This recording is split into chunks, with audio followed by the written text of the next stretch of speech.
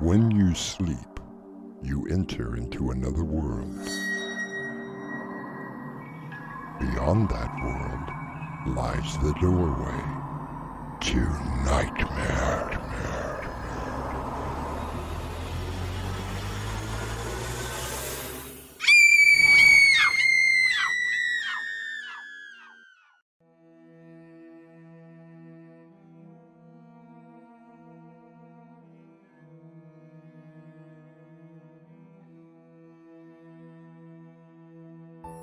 Come in. Welcome. I'm your host through the doorway to nightmare. Before we begin, I have a question for you. Do you believe in ghosts? No? Well, then our story will not bother you. However, for Stan Peters, a ghost is exactly what has caused him so much trouble. I'm telling you, I'm the one that is supposed to be here, not you. Now, just a minute. This is my home, do you understand? My wife and I just signed the mortgage yesterday, and as you can see, we have a lot of unpacking to do. I don't know what to tell you. I was assigned this address, and once I'm here, well, I can't leave. What kind of a nut are you? A tough one to crack. Oh, I'm sorry. But there is no choice in this matter. The head office had given me orders. I am now the resident ghost. Our mystery drama, Haunting is Hard, was written especially for Doorway to Nightmare by Winslow Swan and stars William Stafford. It is sponsored in part by Swanage Press. I'll be back shortly with Act 1. If you'd like to support us, visit our merchandise store. T-shirts, caps, mugs, and so much more. Visit doorwaytonightmare.com today.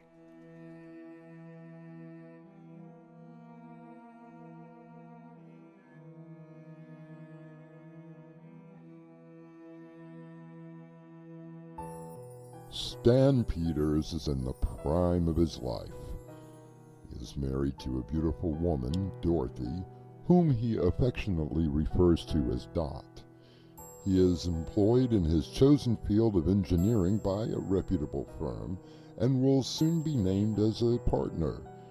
Everything is going well for Stan Peters until an unexpected guest arrives. Oh, please tell me this is the last one. I promise, no more boxes. Thank heavens above. Come here, beautiful. Hello, husband. Hello, wife. Oh my, that was quite nice. Only nice. Oh, much more than nice. Then I will have to do better. There. How was that? I could do that for the next 3 days. Not if you want anything to eat. Oh, I'm sure that I could live off of those kisses for a long time. Oh. What is it, Dot? I don't know. Do you really think that we can afford a 30-year mortgage? Oh, honey, I told you, things are going great. Look, we have already put enough money aside to take care of at least 5 years' worth of payments if anything happened. I know, but... But nothing. I wouldn't have signed the papers if I didn't think that we could swing this. You have the house that you always wanted, so quit trying to rain on this parade. You're right. I should be thankful that the electric and water are turned on and that my darling husband loves me so much. That's my girl. Now, what do you want for dinner? I haven't the foggiest idea. Well, since everything is still packed, why don't I just run down and pick us something up? Chinese, perhaps? Sounds delicious. Want me to ride with you? I want you to sit there and relax. You did enough lifting all those boxes and bringing them inside.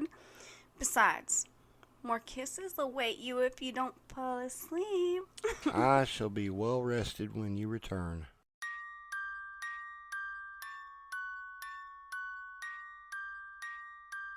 Oh, Dorothy and I were happy. Everything was going so well that neither of us dreamed of any catastrophe happening until the doorbell went, and I was introduced to Freddie Washington Davis. Yes? Oh my, is this 134 Willow Lane? Yes, it is. What can I do for you? Well,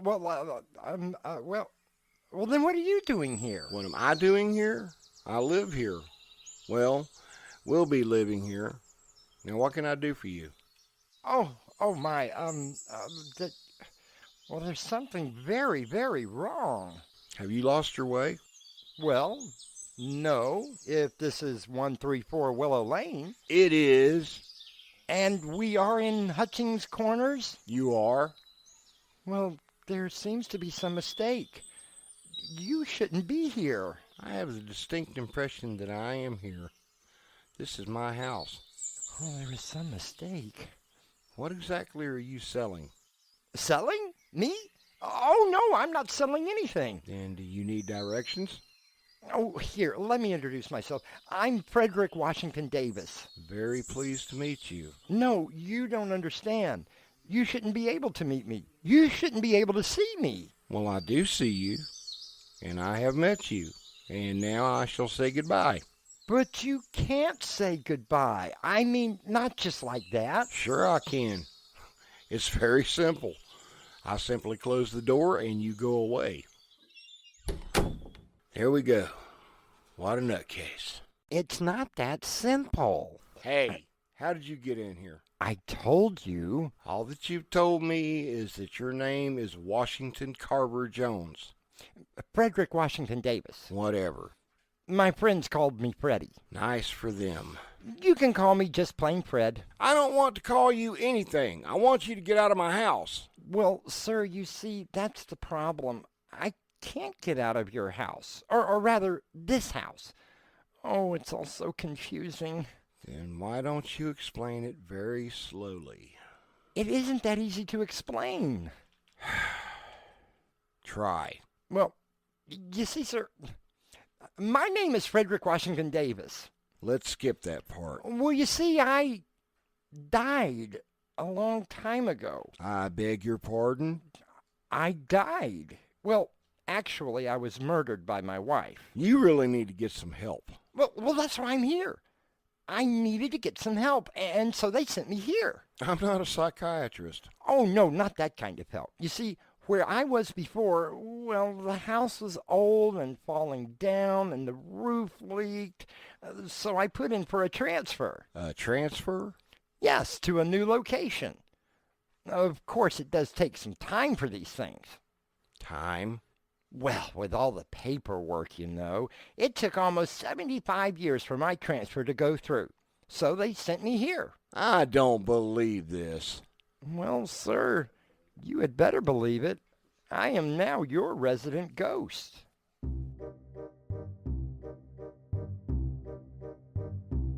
Have you ever had one of those guests? You know the kind I mean. The ones that you have invited into your home and then cannot bring yourself to ask them to leave. Stan has an uninvited guest in the form of an ethereal creature. We shall see how he handles the situation when I return in Act 2. Have you heard any good books lately? Audiobooks from Winslow Swan, now available on Spotify.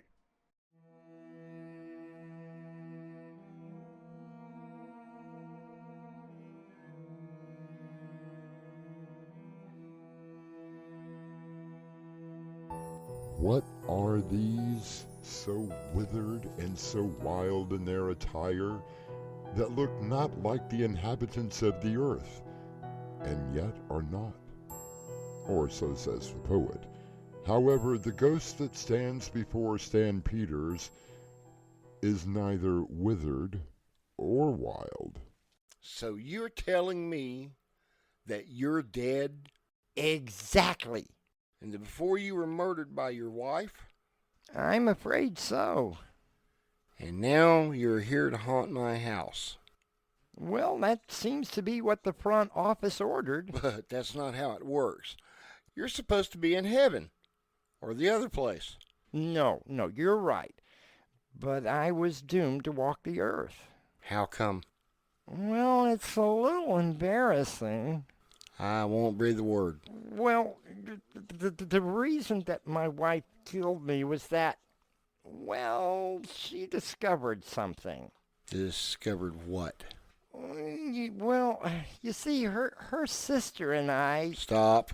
I get the picture. So you see, even though I was killed by her, which should have put me in first class, I was not the best husband. So why my house? I told you I was in this rat-infested, crumbling down old mansion in Kentucky. I needed to get away from there, so I put in for a transfer, and, well, here I am. This has got to be some kind of a joke. Oh, no joke. I really am a ghost. Prove it. Aha, you see, I can see you. I thought ghosts only appeared as smoke or shadows or something. That's what's got me puzzled. How are you able to see me? You weren't involved in any accident where you hit your head, were you? Not that I'm aware of. You see, some people after having a traumatic head injury are more attuned to the spirit world. Yes, but I'm not one of them. True. Okay, how about a ghostly demonstration? Like what? Well, it has been a long time since I did anything like this. You mind if I sit down? Please do. There we go. Now, let's see what to start with. Oh, I know. How about a creaking door opening? Now, give me just a second.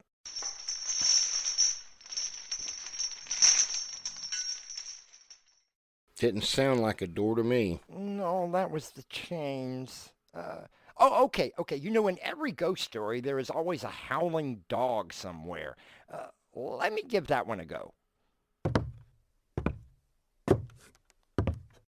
That's one strange dog. No, that's not right either. I told you it's been a long time.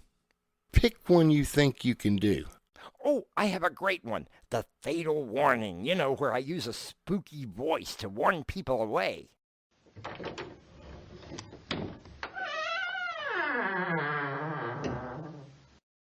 You've convinced me. You're a ghost. But you still haven't told me what you were doing here. I just found the orders. They were in my back pocket. I usually keep important papers in my coat pocket, but I must have slipped them back there when I got them. Let me see those. There, you see? Herein so ordered that one spirit that went by the name Frederick Washington Davis, that's me, will take up residency at 134 Willow Drive effective immediately. You made a mistake. No, this is 134, isn't it? Yes. And this street is Willow Drive? No, this is Willow Lane. Oh, no, it can't be. No, wait. There is a new house that was built at the same time with the same number, but it's on Willow Drive. I knew it. I knew that there had to be a mistake.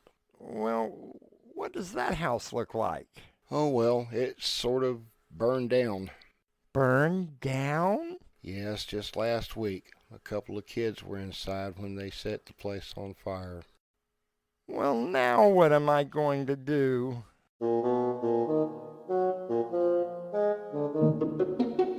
It seems our friendly but absent-minded ghost has a bit of a problem. Stan Peters also has a problem. He's thinking about what his wife will say when she returns home. I will return with Act 3 shortly. The only witness to her murder cannot speak. Until now. Click. A Tale of Revenge by Winslow Swan. Now available on Amazon. Revenge is a dish best served cold.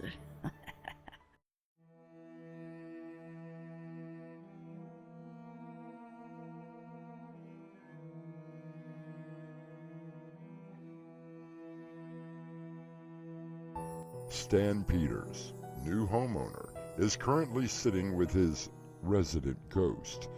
who finds that he is at the wrong residence. As Emily Dickinson once said, one need not be a chamber to be haunted.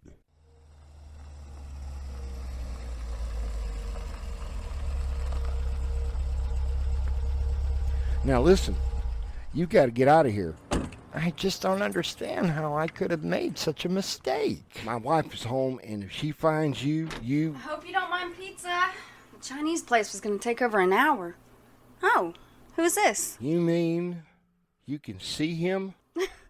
Of course I can see him, silly. Who is he? She can see me too? I'm Dorothy Peters, Stan's wife. How do you do? Oh, something is very wrong. She can see me. I know she can see you. I mean, first you, now her? Okay, guys, what's going on? Is this another one of your practical jokes, Stanley? Because if it is, no more kisses tonight. I only wish I knew. All right, both of you. Sit down and tell me what's going on.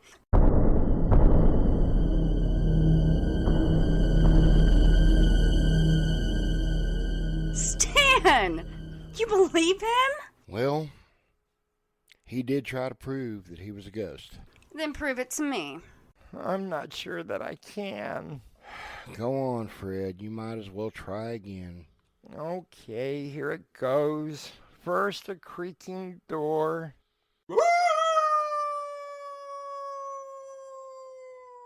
That's the dog howling. Oh, yeah, right. Okay, rattling chains.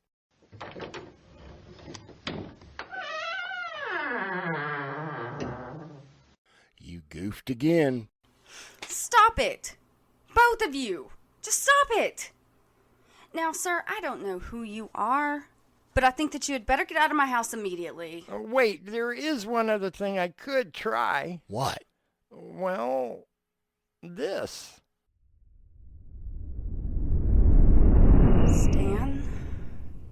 Stan, he's disappearing. He's disappearing. Now look what you did.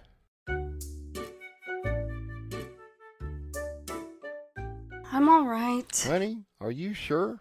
I'm fine. I'm really sorry about that, Mrs. Peters. I forgot that I could do that until, well, just now. It's all right, Fred. You just startled me, that's all. I really do apologize. Now look, you. For the last time, go where it is you belong. Now, wait, Stanley. We can't just throw him out, can we? Have you lost your mind? No, I don't think so. But think about it. Poor Fred here only has a burned out shell of a house to go to. And we have this brand new house. And you really want to live with a ghost? Why not? Just think of how much fun it'll be on Halloween.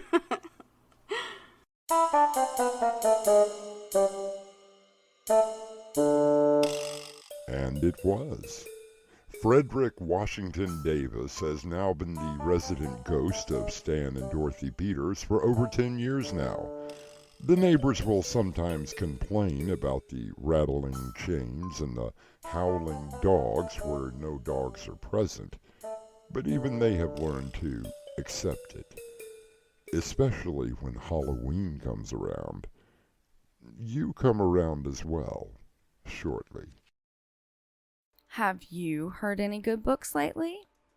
Audiobooks from Winslow Swan, now available on Spotify.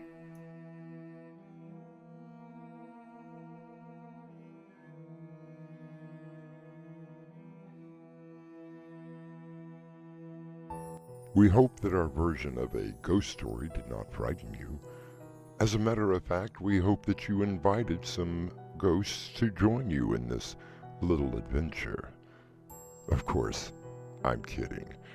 There really are no such things as ghosts. Oh, just ask Fred. Of course there isn't. The whole idea is ridiculous. You see? Our cast included William Stafford, Crimson McKenzie, and Raymond Gibson. The entire production was under the direction of Winslow Swan. Doorway to Nightmare is sponsored in part by Swanage Press.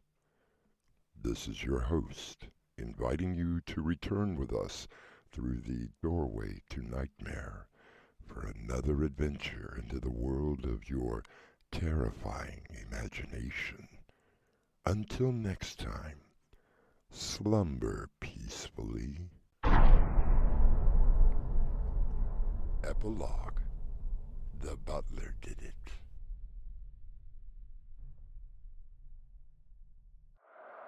When you sleep, you enter into another world.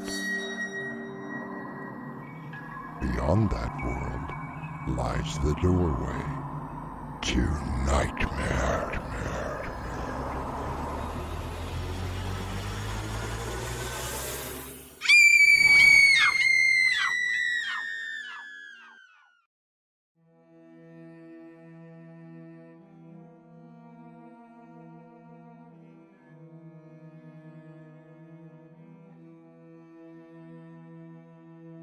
Come in.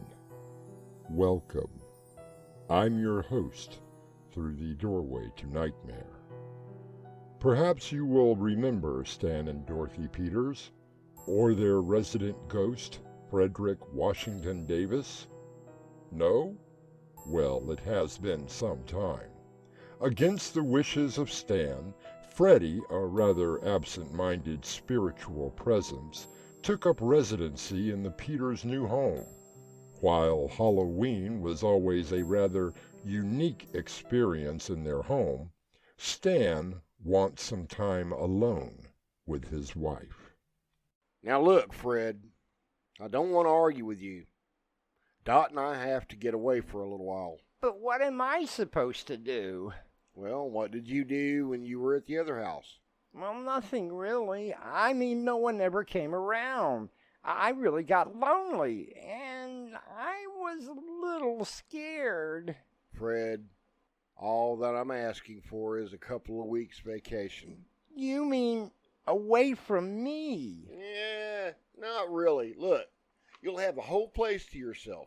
Maybe you can practice some of those tricks of yours. It just won't be the same. I'll be all alone by myself. What if I get scared? Fred, Dorothy and I are going on vacation and you are staying here. Now that is final. Our mystery drama, Haunting Takes a Holiday, was written especially for Doorway to Nightmare by Winslow Swan and stars William Stafford and Crimson McKenzie.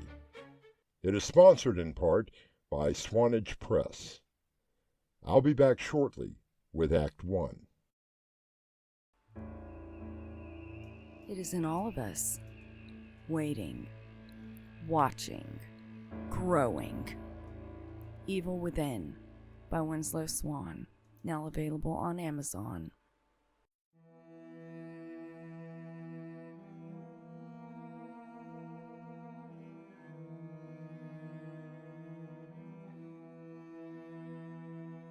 You remember Stan Peters. A small mistake on the part of a friendly but absent-minded ghost named Frederick Washington Davis has put him and his wife living in a haunted house.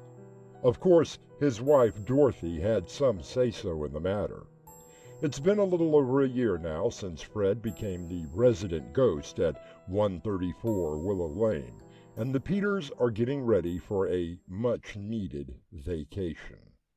Did you pack the extra socks? I thought we were going to the beach. We are, but you want to wear shoes when we go out to dinner, don't you? Yes, I packed extra socks. Now, let me see. Oh, the reservations! Did you make the reservations for the hotel? What a trip that would be. We get all the way there and... I made them last week. I have the confirmation number right here in my wallet. I love you. I love you too, Dot. And I love both of you. So, where are we going? We are going away for vacation. You are going to stay here. Now, Stan, don't be too hard on Fred. Too hard on Fred? Listen, I've put up with him for a year now. I don't mind waking up in the middle of the night to rattling chains and dog howls, but this is our vacation. So what am I supposed to do? I really don't care what you do. You'll have the entire house to yourself. Really, Fred? It is supposed to be our vacation. Both Stan and I have been working very hard lately, and, well, we kind of need a break. Like from me? Yes. No, not really from you, Fred. I have a wonderful idea.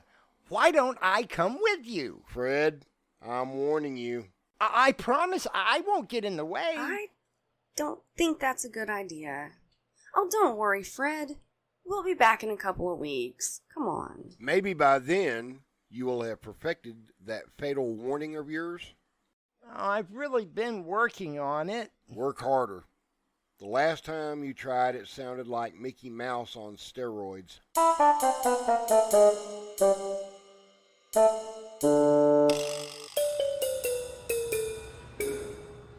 Oh my, Stan. This is beautiful. Only the best for my wife. Yes, sir. How may I help you? We're the Peters. Reservation, I believe? I'm sorry.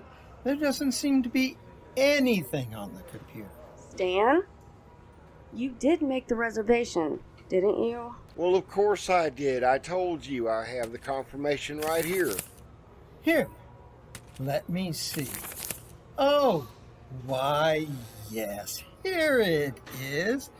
Mr. and Mrs. Stanley Peters. The honeymoon suite. That's why I couldn't find it. The honeymoon suite? Surprise. Really, Stan? Now, don't worry about the luggage. Our bellhop will bring it up. That's room 1413. Wait a second. Let me check that again. Is there a problem? Oh, no problem. I just realized that room 1413 is being repaired.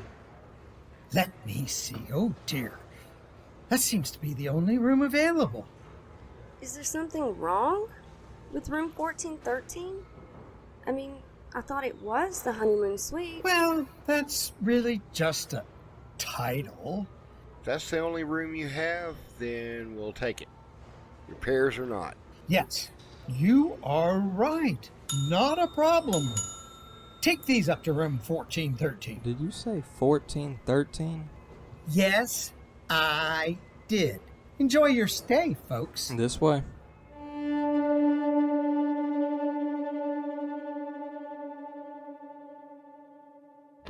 Well, guys, here it is. Through there is the bathroom, the bedroom, a kitchenette, and a small living room. Aren't you going to bring the luggage in?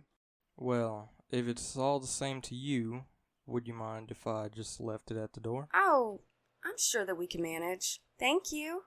Thank you, ma'am. Now, just a minute. You seem awfully reluctant to even step inside this room. Afraid the floor might fall in? Oh, nothing like that, sir. Then what is it?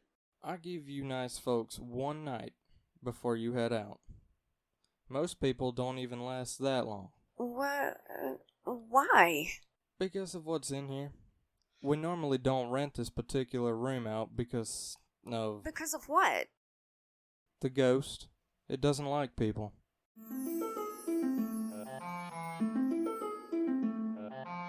I must confess, I have always wanted to stay in a hotel that had a reported ghost problem.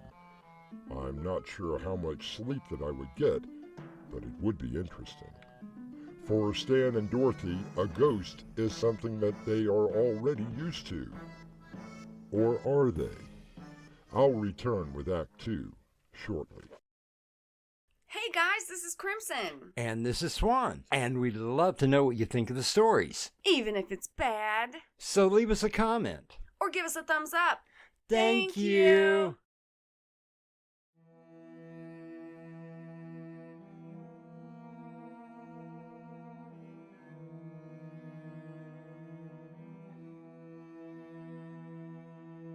Stan and Dorothy Peters are taking a much-needed vacation for the first time since meeting Fred, their resident ghost. However, they have been told of another ghost that possibly inhabits their hotel room. Shall I carry you across the threshold? Put me down, silly. That was a wonderful dinner. I'm surprised you had the energy to even pick me up. I'll be in my 90s and be able to do that. Oh, but this bed sure does feel good. Wow, it really is nice. I wouldn't mind having this in our bedroom. It is quite comfortable. Fred! How the hell did you get in here? I'm sorry, I didn't mean to startle you. I've been here ever since you got here. I thought that we all agreed you were to stay home. You're right, you did. I found out about a new clause in the orders. What clause? Well, once you both decided that I could be the resident ghost, no matter where your residence is, that's where I'm supposed to be. You mean just because we take a hotel room for 2 weeks, you have to come along as well? Yeah, I'm afraid so. Even though you changed the residence, I'm still the resident ghost. Okay, fine. I get it. Oh, don't worry. I won't make a sound. I promise. You're darn right you won't. Now, go to the living room and get out of our bedroom. Do I really have to? I mean, I won't take up much room. It is a king-size bed. I could just stay on this side. Fred, I don't mind you living with us. I do mind you materializing in the bathroom right after I've had my shower. What did you say? We'll talk later. Now look, Fred, if you don't get out of this bed, and I mean right now, I'm going to find the nearest exorcist. Understand? Oh yes, I completely understand.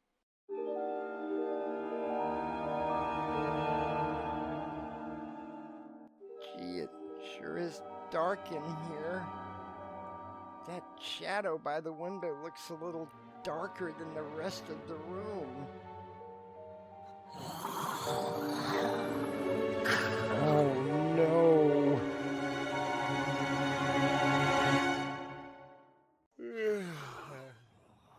Knock it off already. It's 3 in the morning.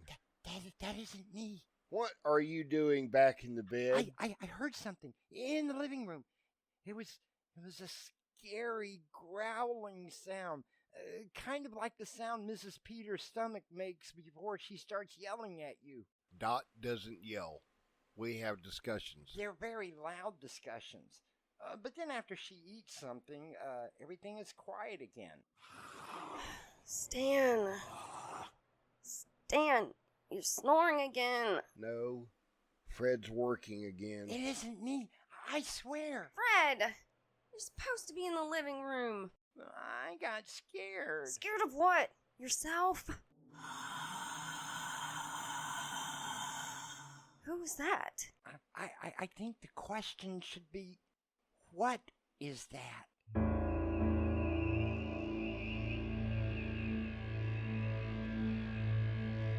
Stan and Dorothy, eyebrows furrowed, stare into the darkness, trying to determine the source of the strange sounds.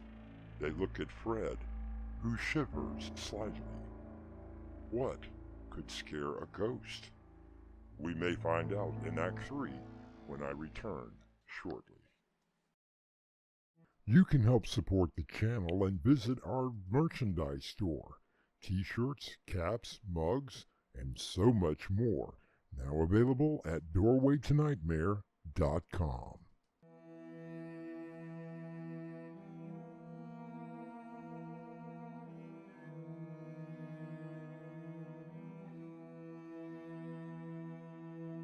The sole purpose of Stan and Dorothy Peters taking a vacation was to get away from their resident ghost. However, Fred has to be wherever their residence is, even if it is a hotel room. Now they are faced with another ghostly problem, and Dorothy is determined to find out what it is. Hi. You said something yesterday about not being able to stay overnight? Yes, ma'am. I'm surprised to still even see you here. What is in room 1413? Well, ma'am, management doesn't like us talking about it. It seems that it's haunted. By what? Well, no one really knows. Some of the people say it moves things around. Others say it screams and moans. I don't think that anyone has actually seen it. I think I know someone who has.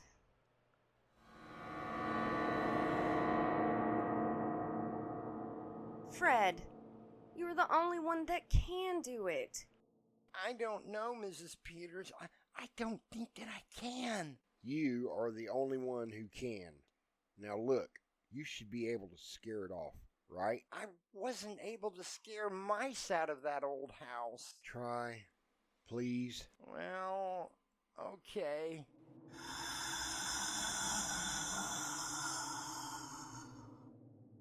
Now look, you. I'm coming in there, so watch out. No, sorry, couldn't do it. Not going in Fred, there. come on. You can do this. Okay, I'll try. Beware. Be prepared to meet your fate. Beware. Hi. How did you get your voice to do that? What? How did you get your voice to do that? I can only moan and move things around. That was pretty cool. Who are you? Oh, I'm Sally. A little girl? Fred, you were afraid of a little girl? Well, she wasn't so little last night. How did you get here, honey? Oh, I was assigned here. To be honest, I really don't like it here. I wish they would move me somewhere else. Dot, what are you thinking? Well, at least Fred could. No, absolutely not. But Stan, she's just a little girl. She's a ghost. We already have one. It's all right. I don't mind staying here. Stan, how can you be so cruel? Me? I agree with Fred. Stan, she's just a little girl. I wouldn't be in any trouble. I promise. That's what Fred said. Well, sweetie, do you think that the head office will allow it?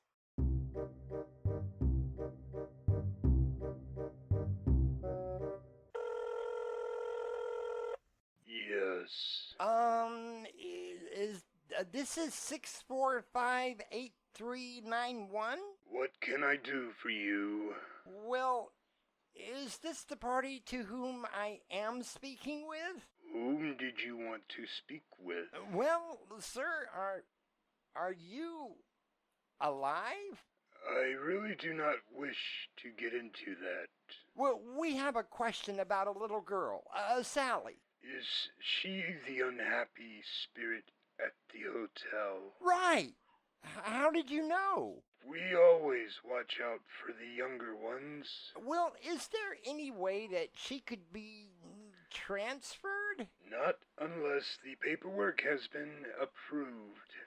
There is a 150-year waiting list for new transfers. Give me that phone. Now listen, you. This little girl needs some place to go to, and we want her to stay with us. Now, you do whatever you have to do and let her come to our place. Do you have any idea who you are talking to? Look, you sent Fred to a burned-out house, and we took him in. That was your mistake. Don't make me hire a medium to hunt you down. That's my husband.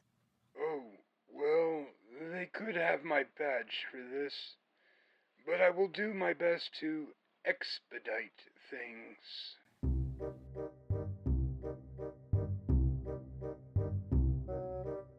I love to go on vacation, but I very much enjoy coming home. Me too. It's nice to be home again. It certainly is. You really do have a very nice house. Thank you. Oh, Fred, can you teach me how to do that thing with my voice? Sally and Fred have managed to stay out of the way of Stan and Dorothy Peters, They do have a great time using their ghostly powers to scare away would-be burglars, much to the relief of Stan and Dorothy. Halloween is still quite fun, and I will return shortly. Have you heard any good books lately? Audiobooks from Winslow Swan, now available on Spotify.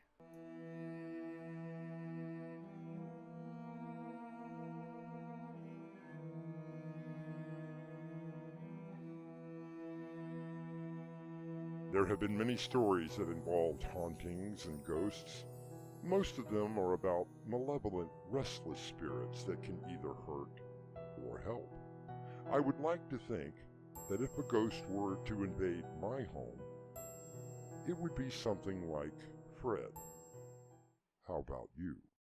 Our cast included William Stafford, Crimson McKenzie, Raymond Gibson, Mark McLean, Mark Wheeler, and Carter Sheriff. The entire production was under the direction of Winslow Swan. Doorway to Nightmare is brought to you in part by Swanage Press. This is your host, inviting you to return with us through the Doorway to Nightmare for another adventure into the world of your terrifying imagination. Until next time, slumber peacefully. Epilogue. The butler did it.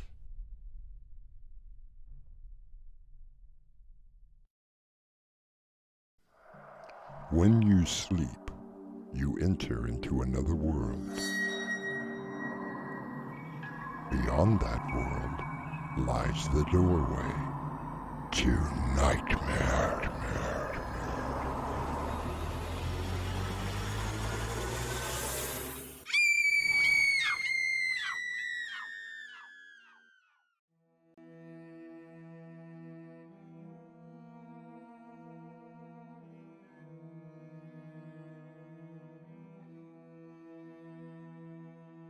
Come in. Welcome.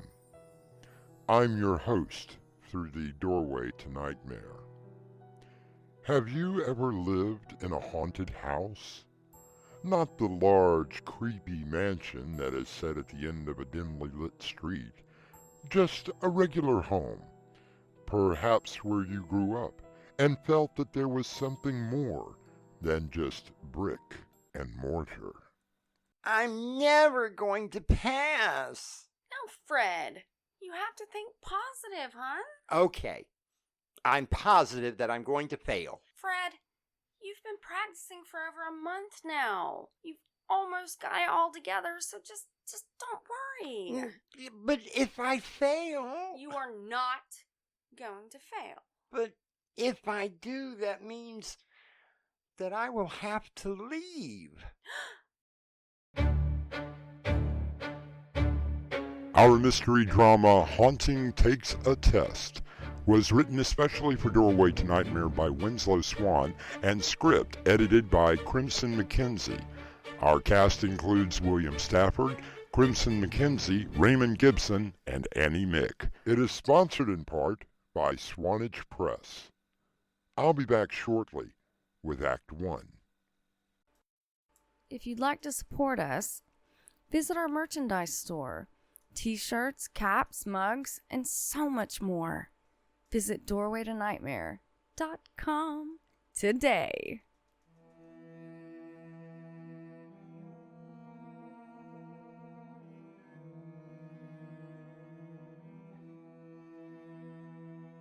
Things are not going very well at 134 Willow Lane. Fred, the resident ghost, has a small problem. He is not sure how to approach his friends who invited him to stay, Stan and Dorothy Peters. I suppose you are all wondering why I invited you here tonight.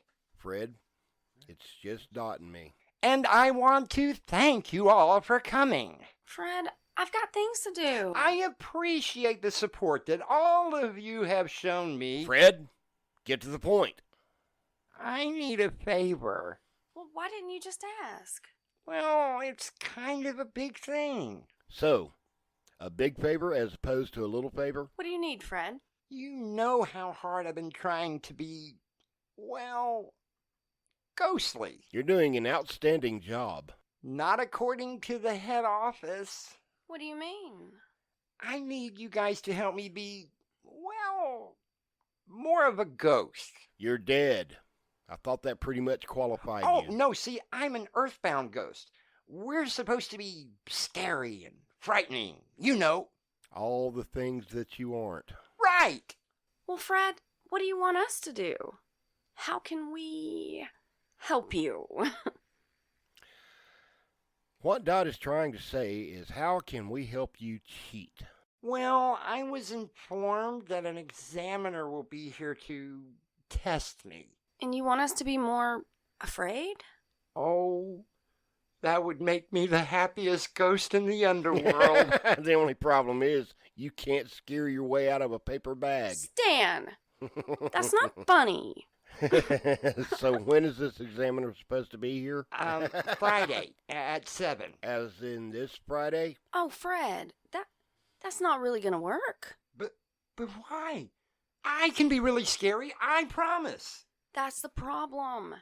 Stan's boss and his wife are supposed to be here having dinner that night. And the last thing I need is for Mr. Carson and his wife to see you. Oh, but they won't be able to see me, remember? Only the residents can see me, and that would be you guys. Yes, but they can hear all those tricks of yours. Well, maybe we can get around that. I have an idea. Why don't we entertain on the patio? A barbecue? Sure. That way Fred has the house for the spooky stuff, and when he needs us, he could just give out a dog howl.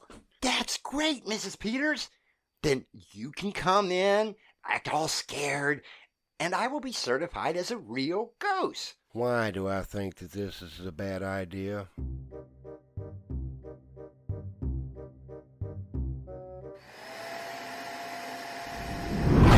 Mrs. Peters, what are you doing? I'm just cleaning up a little for our guests. But the examiner thinks I live in a run-down haunted house. Fred, I can put up with a lot of things, but a filthy house I will not have. Just a little dust. No! Not even a cobweb? Absolutely not. Now, don't worry. Stan and I can act properly scared at the right time. Then why am I so nervous? There's no need to be. You've got all your ghostly tricks worked up, right? Yes. And if you need us, you just let out a dog howl. Now just stop worrying. Everything is gonna be fine. Is this 134 Willow Lane? Why, yes it is. This is the home that houses Frederick Washington Davis. Yes. Who are you? I'm Diggerdale. I'm the examiner. Oh, but I thought you weren't supposed to be here till this evening. Yes. Well, I had a cancellation, so I chose the road death traveled. Okay, well, Fred's around here somewhere. If you don't mind me saying, you don't look deathly afraid. What? Oh, well, since it's still daylight, I'm okay. It's the nighttime that the ghost gets really active. Is that so? Oh, yes. Stan, that's my husband. And I usually sleep under the bed. Well, since you can see me, which is highly unusual, I suppose that you can see the ghost as well? Practically all the time. Mrs. Peters, I did the dishes for you, and I was able to put most of them away. Fred? But I couldn't find where you put the big pan, and Fred! since I didn't think that you would need it tonight, Fred! This is, Mr. Digger Dale, your examiner. What? Oh, boo? Nice try, Mr. Frederick Washington Davis. I don't think I have to see anymore. Oh, but please, I can really be scary. I can. I think that you will require more training. Fred, what does that mean? It means that I failed the test.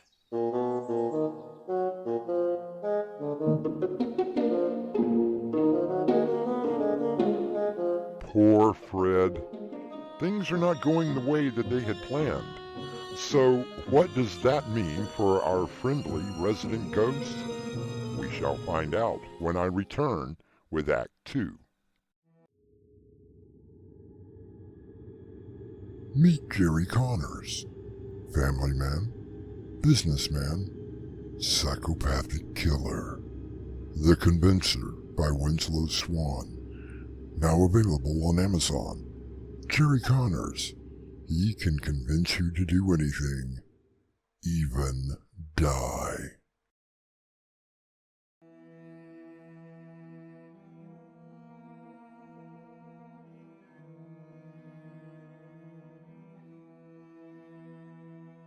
Frederick Washington Davis has failed to impress Digger Dale, the examiner who dropped in to test Fred. Dorothy is now talking to Stan about what to do. So this ghost named Digger just showed up 4 hours early? That's right. He saw that I wasn't afraid of Fred, and of course it didn't help matters that Fred had just did the dishes. Don't tell me he was wearing your little red apron. Of course he was. You know he doesn't like to get his ectoplasm wet. I could just see it. Sorry I wasn't here.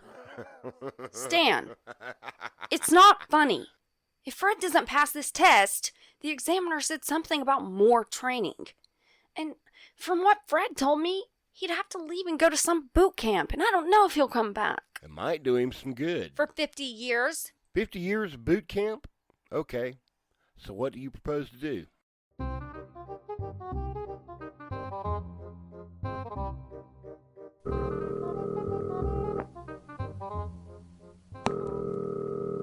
Yes. Hi, I'm Dorothy Peters, and... Not Fred again. I'm afraid so. What has he done this time? Well, he failed some sort of test. Digger showed up early again. Yes, and I don't think that it's fair. Fred wasn't at all prepared. Well, that is sort of the point. Now, come on. Can't you guys give him another chance? Like, a do-over? And when would you want this do-over? Tonight, in about 2 hours. Fred is a very special case here. If it were not for the new rules, he wouldn't have to have an exam. However, I will see what I can do.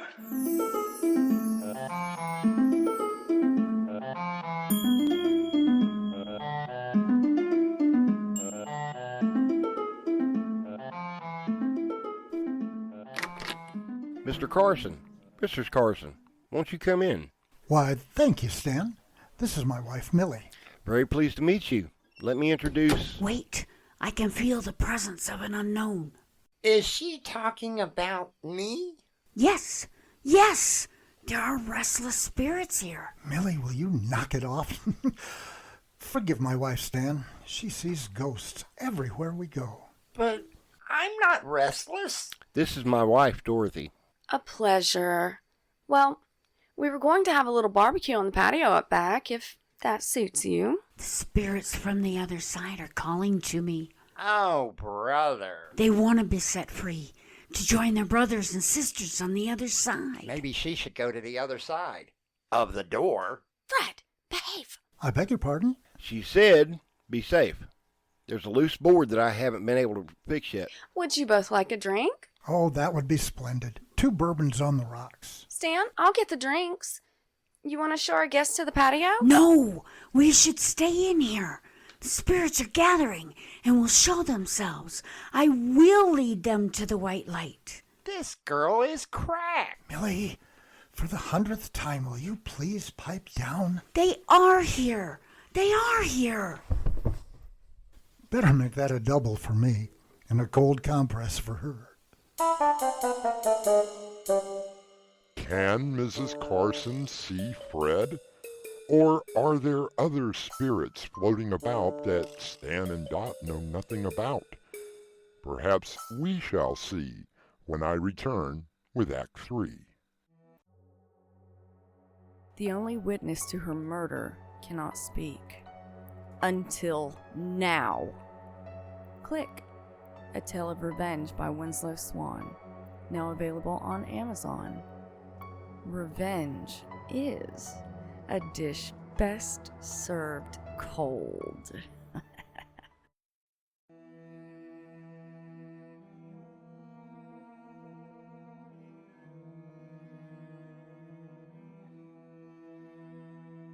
Stan and Dorothy Peters are facing two problems in one night. Digger, the examiner for Fred, is supposed to be arriving at any minute. Stan's employer, Jack Carson, and his wife, Millie, have arrived for dinner. Millie Carson is currently recovering from a faint. They are all sitting on the patio now, eating dinner. Do you feel better, Mrs. Carson? Much better, dear. Thank you. The evening air has done a world of good. You must forgive my wife. Ever since we took that ghost tour on the Queen Mary, she's been seeing them everywhere. But I do see them, Jack. Yes, but not in our bathroom or in Stan's home. Now control yourself. By the way, Mrs. Peters, wonderful dinner. Aw, thank you, Mr. Carson. And you have such a lovely home. It took some doing, but we managed, Mr. Carson. Oh, just call me Jack. After all, we are about to be partners. You mean? Oh, Stan! Your promotion? Well, only if Stan wants the job. Means a lot more work and responsibility. Oh, I definitely want the job. Jack? That's fine, my boy.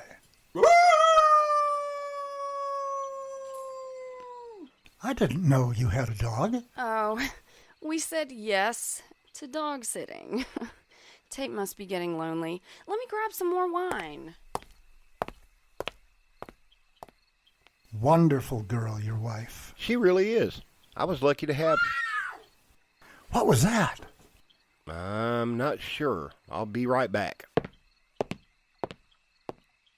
I know what it is. Please, Millie, don't say it. This house is haunted, Jack. I know it. Will you stop that? Now, Stan is a great man who someday might have my job. We don't want to lose him.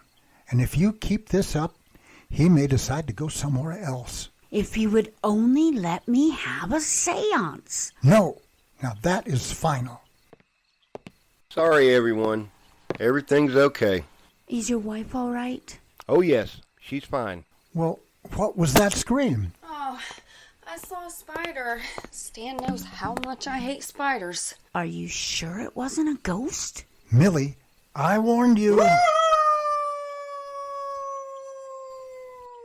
Oh, I think I left the oven on. I'll be right back, guys. Now, Mr. Carter, about this promotion, will there be... I'll be right back. They must have a ghost. Fine, there is a ghost. Look, there's one behind you now. No, I'm not. Stop trying to scare me. I'm telling you that this young couple have a ghost. Everything's fine, everybody. Tate saved me from the spider. She really hates spiders. Knock it off! Stan, I'll go. No, you won't. I'll go this time. Now, I have had just about enough. My wife screamed twice.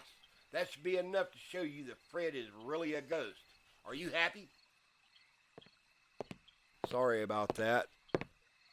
Did you say something about a ghost? Uh-oh.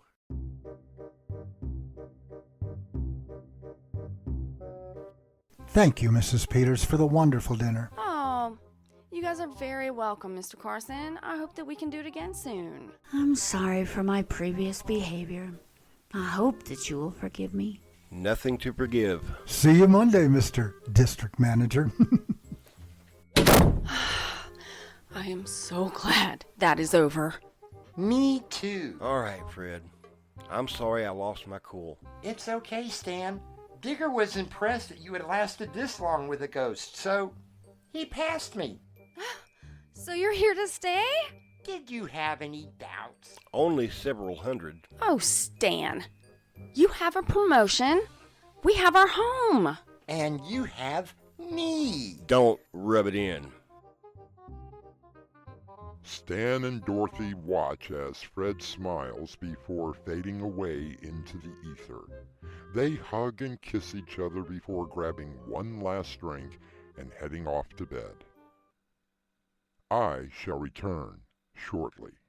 Have you heard any good books lately? Audiobooks from Winslow Swan, now available on Spotify.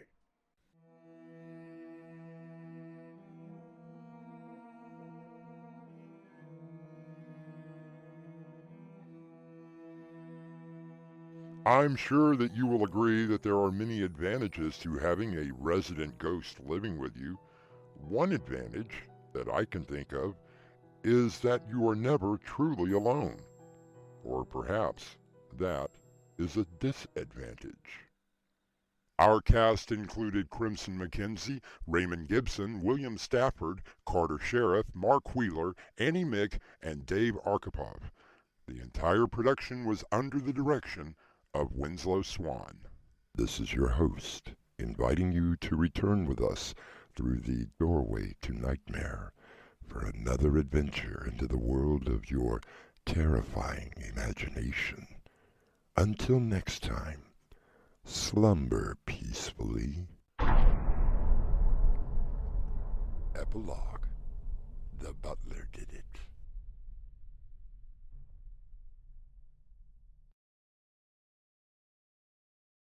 Hi, it's Crimson. If you enjoy these plays, please hit that like button. That way we know. Don't forget to subscribe and share it with all your friends. When you sleep, you enter into another world. Beyond that world lies the doorway to nightmare.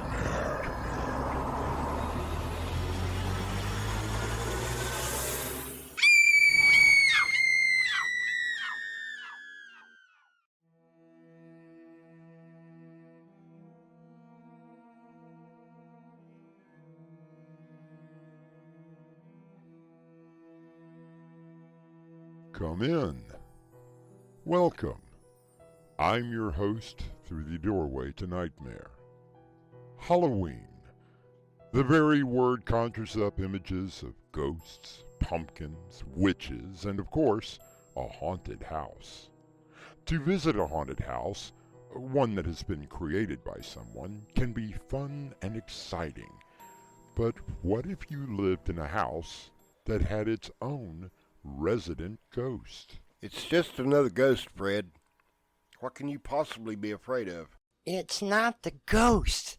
It's who it is. Fred, how bad could it be? Oh, you two have been so nice to me, and I don't want to cause any trouble. What kind of trouble? I just know that she is going to find me. Who? My wife. Our mystery drama, Haunting Gets Haunted, was suggested from a story and edited by Crimson McKenzie and written especially for Doorway to Nightmare by Winslow Swan. Our stars, Crimson McKenzie, William Stafford, Raymond Gibson, and Annie Mick. It is sponsored in part by Swanage Press. I'll be back shortly with Act 1. It is in all of us. Waiting, watching, growing. Evil Within by Winslow Swan, now available on Amazon.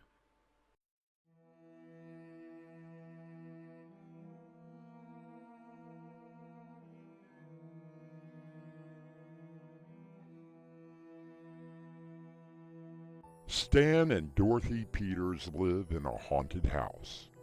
Oh, it's not the kind that you would think would be haunted by some evil spirit. Their house is now the residence of Frederick Washington Davis, a rather timid and absent-minded spirit. The house looks great, Stan. I sure hope so. Think we have enough skeletons? Oh, Stan, this is gonna be the best Halloween ever. We have the biggest cauldron full of candy and all the good candy. Not those little suckers or things with caramel. We have the coolest decorations. I mean, not that I'm bragging, but maybe I am. And everyone in the neighborhood knows to come here. And only 2 weeks away. I'm surprised you didn't print up flyers. That reminds me. I have to call the printers and see if the posters are ready. Don't tell me you didn't. Of course not, silly. Just a full-page ad in the newspaper. Oh, Lord. I'm kidding again. Gosh. You know how much I love Halloween? The only thing better is taking a 2-week holiday, which I am already in the process of planning. We also have something else that no one else has. Where's Fred, anyway? I don't know. Fred? I'm here. Wow, Mrs. Peters, the house looks great. Why, thank you, Fred. You know it's your first Halloween here. I hope that you're ready. Oh, I've been practicing very hard. Here, let me show you. Wait a minute. Which one are you going to try? Does it make a difference? Yes, it does. Last time he did the dog howl, 25 dogs showed up at the back door. But they were so cute. How about rattling chains? What about them? Our neighbors thought we were having an adult party with whips and chains. Mr. Harlow doesn't even look at me the same way anymore. How about the creaking door? That's not too bad, is it? Go ahead. Okay, 1 second.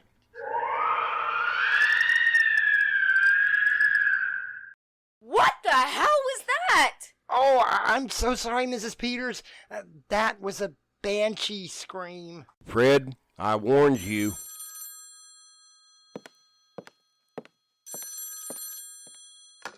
Yes, Mrs. Williams. No, it wasn't what you think it is. Yes, Dorothy's fine. Well, it is Halloween. Okay, Mrs. Williams. Yes, we will. Yes, you have a good night as well. Everything okay? Define okay. What happened? Mrs. Williams from across the street said that she fell off her sofa when she heard Fred here. She called to ask if you were okay. I wonder if she would do a videotape and a replay for us. It's not funny, Dot. Oh, Stan, lighten up. Now, are you going to go and look for some new cars for me?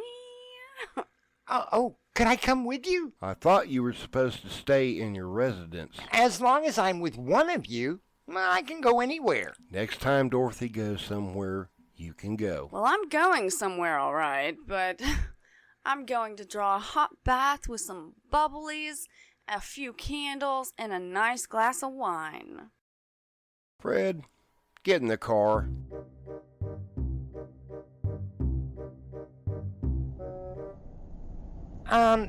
Stan, where are we going? To the car lot. Dorothy's going to need a car, and I told her that I would look around for something nice for her. No, I mean, why are you going down this street? It's just a shortcut, Fred. What's the matter?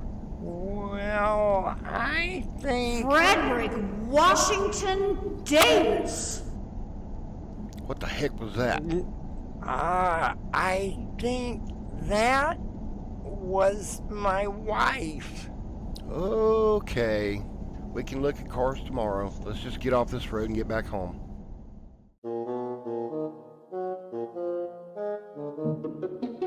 Stan looks at Fred, who shivers violently. Could a ghost be scared of another ghost? We will find out when I return with Act 2. You can help support the channel and visit our merchandise store. T-shirts, caps, mugs, and so much more. Now available at doorwaytonightmare.com.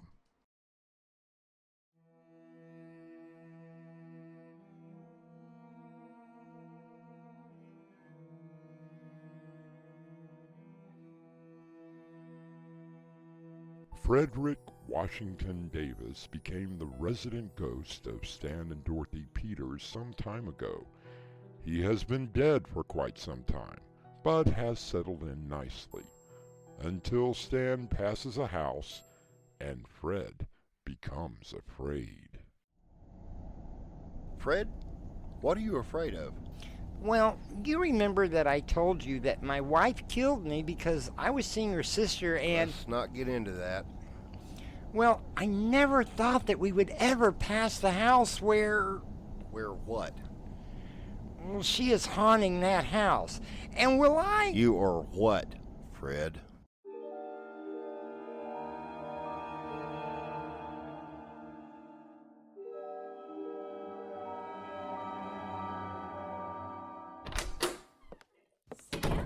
Are you home already? Yes, honey. What? Why are you back so early? Well, it seems that Fred has not told us everything about this ghost business. Fred, are you here? I'm here. Well, then materialize already. I'm scared to. Stan, what is he talking about? Frederick Washington Davis. That's why. Stan? What was that? That would be Mrs. Davis. What is she doing here? I know you are here. Come out and face me. Quiet! Now, will you please tell me who exactly you are? I am your worst nightmare. I am your monster that lurks in the closet. I am the one who can rain down hell and not bat an eye. I am Fred's wife. That's no reason to come in here and... Are you the little trollop that Fred's been pining over? I beg your pardon. Frederick! Get out here this minute! Yes, dear? So this is the new woman in your life. Now, wait just a minute. And who is this so-called man? How would you like a swift kick in the... Stan! She has no business talking to us like that. Frederick, explain yourself.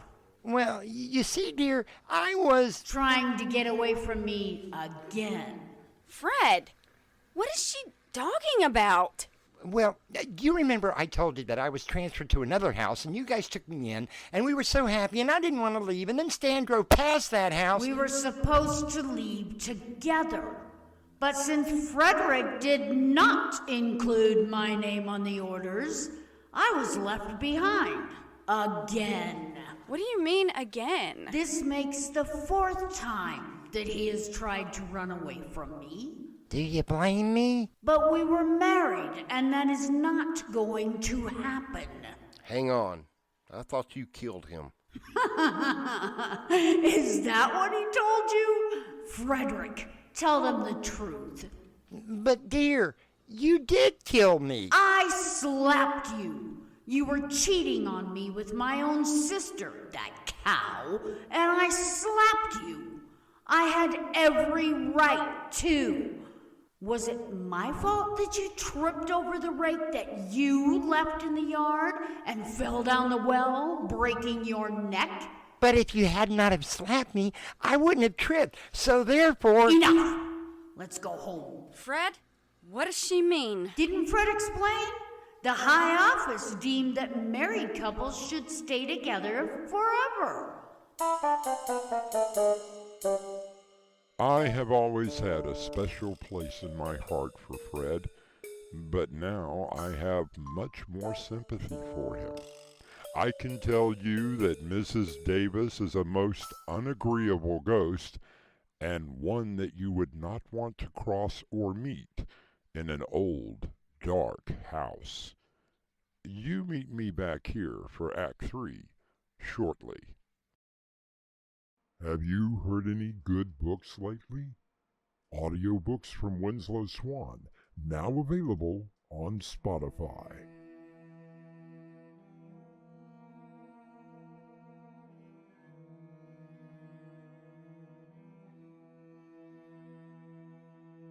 Frederick Washington Davis has been found by his deceased wife, Mrs. Davis.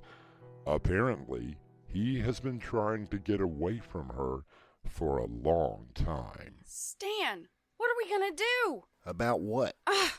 We can't let Fred go with that shrew! Keep your voice down. She may be floating about. Well, I don't care. How could Fred have ever married that woman? Well, it was spring, and the hollyhocks were growing, and the chickadees were singing. Oh, Fred, that's so sweet. After the first night, I was arrested a dozen times for picking up hollyhocks and throwing them at chickadees. Why didn't you just leave her? Oh, it was a totally different time way back then. Leaving a woman, no matter how bad she was something that a man didn't do. Stan, think. We have to do something. I'm afraid that I don't have a choice. Stan. Fred, it's time you stood up to your wife. What are you, a ghost or a mouse? Squeak, squeak, squeak. Now cut that out. Stan is right. You have to stand up to her. But you saw her, and that was when she's in a good mood.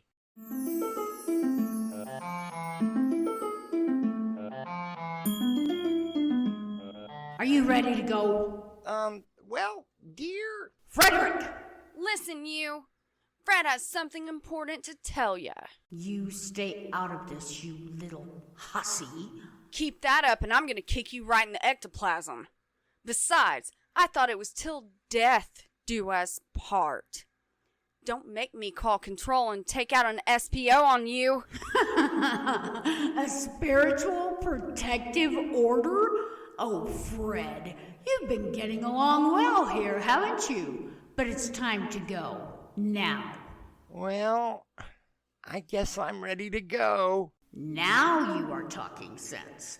And when we get home, you have a lot to do. Yes, there dear. are cobwebs to put up, dust to lay out, footprints to make. Yes, dear. If you expect me to do all the haunting, you have another thing coming. Yes, dear. Now, let's go. We have a long way to go, and I don't want to be out when the sun comes up. Oh, yes, dear. Could I just say goodbye? Well, all right. But make it quick. I'll be outside. How can you stand her? Oh, you get used to it. Well, I guess I had better go. It's really been great staying here. Oh, Fred. I wish I could give you a hug. I do too, Mrs. Peters. Maybe you could come over for, a visit. Oh, yes, Fred. You are more than welcome anytime. Thank you both. Well, I guess I'd better go. Oh, Stan. He brought a lot of life into this house. I know, Dot. I know. I'm going to miss the little bugger, too. He wasn't all that bad to have around. Oh, I almost want to die. Come back as a ghost and kick that so-called woman right in the... You and me both. But we have to go on. And when one of us goes, that's not going to be for a long time. We will hunt her down and... I'm back! Fred! What happened? Well, I tell ya. I looked her right in the eye when she materialized again, and I told her that I loved those two people in there. They took me in, and I owe it to them to stick around. Oh, Fred, we love you too. So you ditched her? Like a shovel. I told her that if she ever comes back here, you would call an exorcist and banish her. We could have done that? I don't know. Sounded good. So you made it up? Oh, Fred, I'm so proud of you. Well, Halloween is coming, and there is no way I was going to let you down. Now, imagine the little tykes open the door and hear this.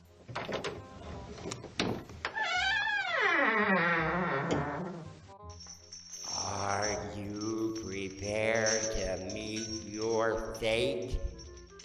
Beware. Beware.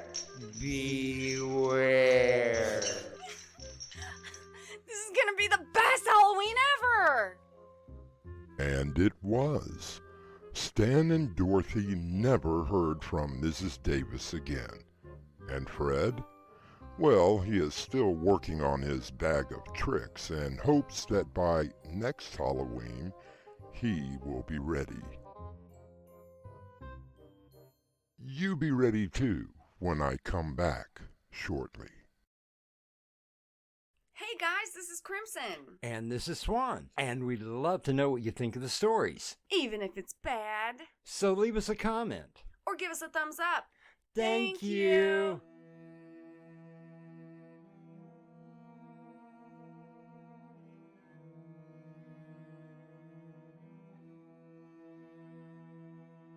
Living in a haunted house with a ghost like that of Fred, I believe, would be fun. Of course, I'm not sure that I would feel comfortable taking a shower.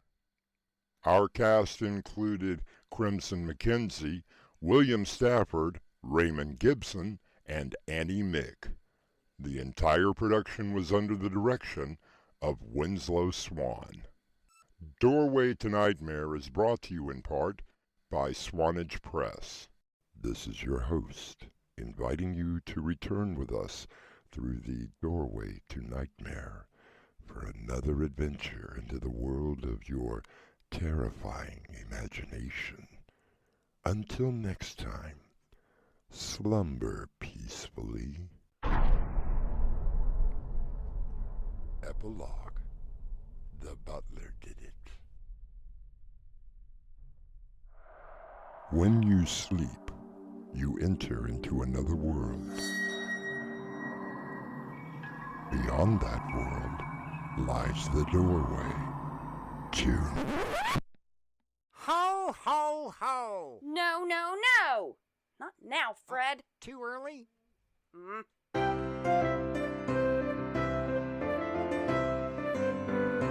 I love this time of the year. Oh, yes. Wonderful time. Crowds at the stores, traffic, gas going up, electric bills galore, and the same music over and over and over and over and over in every store you walk into.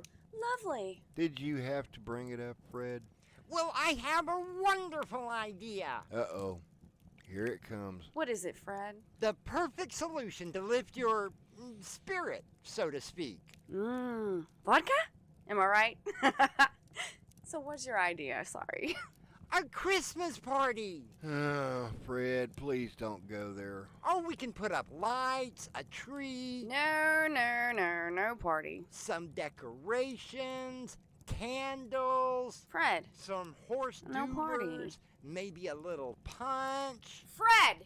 No party!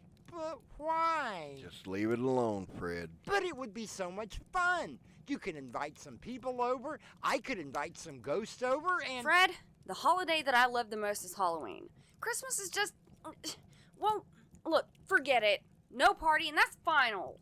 Dorothy, you know, Fred and I did string up almost 13,000 lights and a whole lot of decorations for Halloween for you.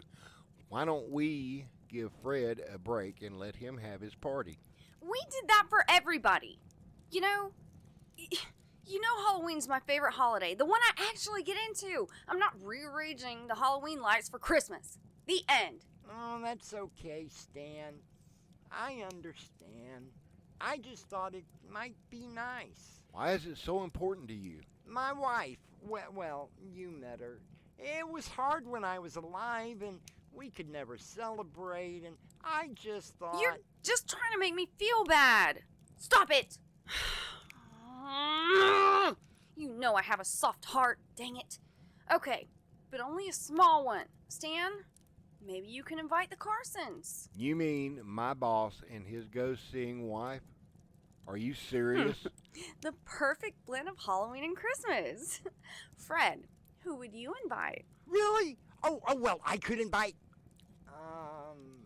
well, there's... let me see. I could ask... It's okay, Fred. Look, I've never been one to celebrate, but for you, we will make it the best party ever. Oh, thank you, Mrs. Peters, and you too, Stan. Why do I think that this is a really bad idea? Stan. Okay, sometimes you're right, but you think everything is a bad idea. Thank you so much, Nellie. Can I give you a hand, Mrs. Peters? Oh, yes, please, Fred. Thank you. What is this? It's eggnog from Nellie next door. Nosy Nellie? Fred! That's not very nice. She's always looking over here, always snooping around the backyard and peeking out of her window. She hasn't seen you, has she, Fred? Well, she can't see me, not like you and Stan, but she could have seen some things floating around. You mean like that bowl of eggnog you're carrying? That would be one example. Just put the bowl down next to this one. 2 eggnog bowls? I may not enjoy Christmas like most people, but I do enjoy some eggnog. Mrs. Peters, can I tell you something? Absolutely, Fred. And you won't be angry? What did you do this time? Well, I sort of tasted the eggnog. Well, what's wrong with that? I'm just adding a few things to each bowl. Little cinnamon, maybe some nutmeg on top, and it should taste wonderful. Well, you see, I just dipped my finger in one of the bowls and just took a small taste. Was it good? Oh, yes, it was very good. The only thing is, I think that a little of my ectoplasm got into it. Is that bad? Not sure. I mean, I don't know what it might do to someone who is still alive, but I do know what it will do to a ghost. How bad could it be? Well, remember that New Year's Eve party last year that you and Stan went to, and you wound up having to drive home because... Don't remind me. Okay, so which bowl did you stick your finger in? Oh, it was the one with the cinnamon on top. Fred! They both have cinnamon on top. Oh, no. Then don't drink the eggnog.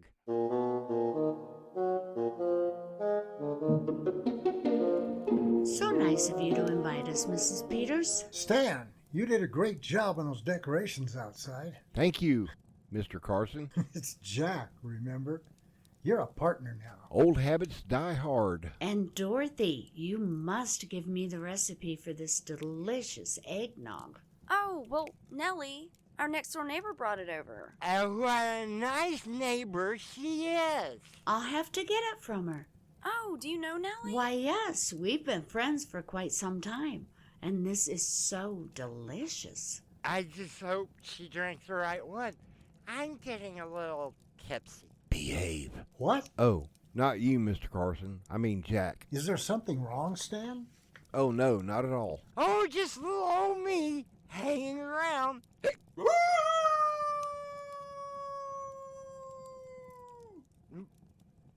Pardon me.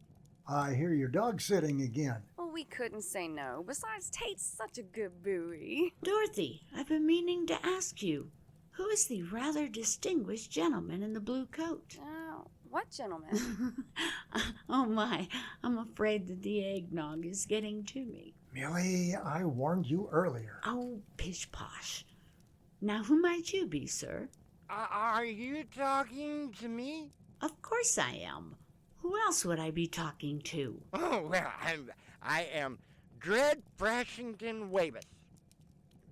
Fravis. Just call me Fred. Well, you are certainly in the spirit of things. In more ways than one. Who are you talking to, Millie? Fred, of course. The goldfish. We call the goldfish Fred. I'm not a full dish. Dot, I told you that this was a bad idea. Carols. We should sing. Can I see you in the kitchen? Well, you can see me anywhere. Now? I think Fred needs some fresh water. Fred, what is wrong with you? I'm fine. I'm perfectly fine.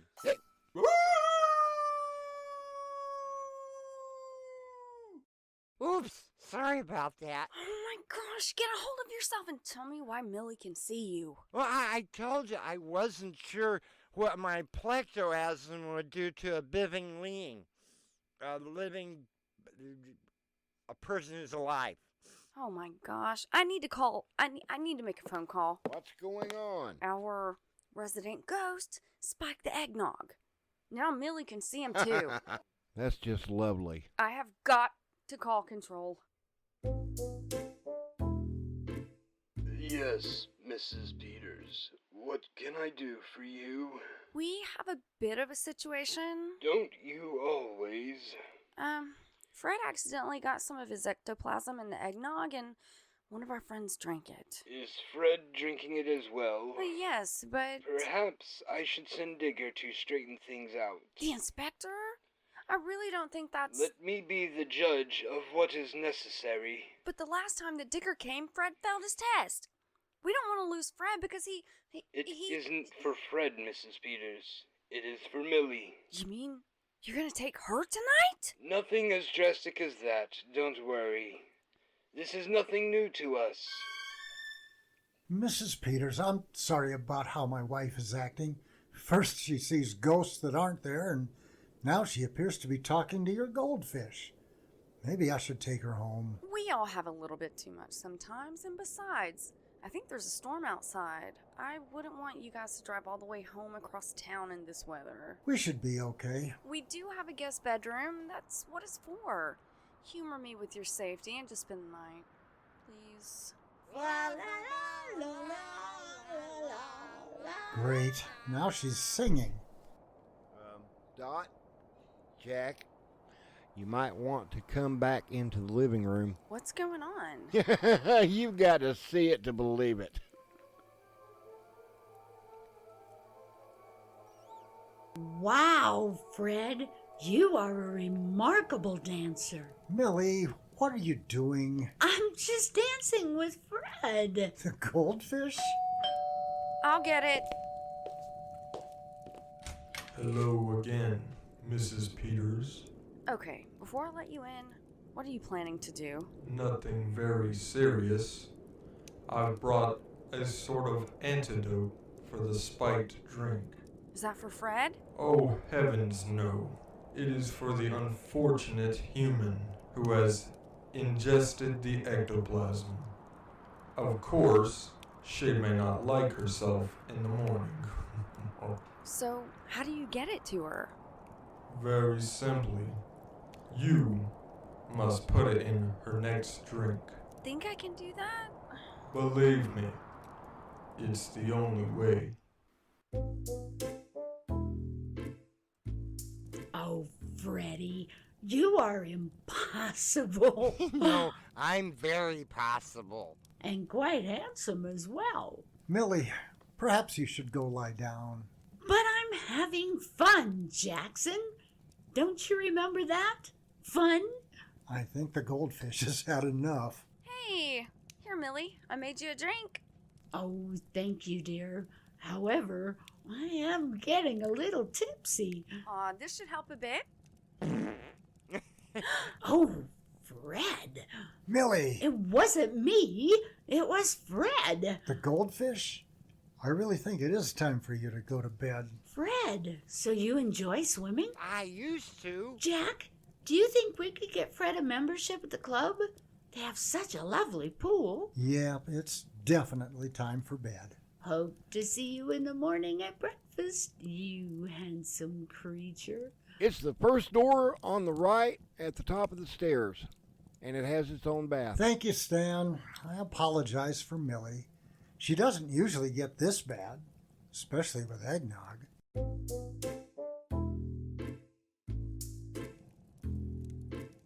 Oh, good morning, all. Oh, please, not so loud. It serves you right, Frederick. Oh, I promise I will never, ever drink again. And this time you mean it. Oh, and I also promise never to ask for another Christmas party again. Oh, Fred. It's not that I don't like Christmas. It's just all the commercialism. The stores start decorating in July while skipping over my Halloween. I'm really sorry. Oh, my head. Let's just not bring that up again. Oh, I don't know. I actually had a good time. Seeing Fred and Billy together was, well, quite entertaining. So, you really had a good time? Fred, If every Christmas party was as good as this one, you're more than welcome to have one a year.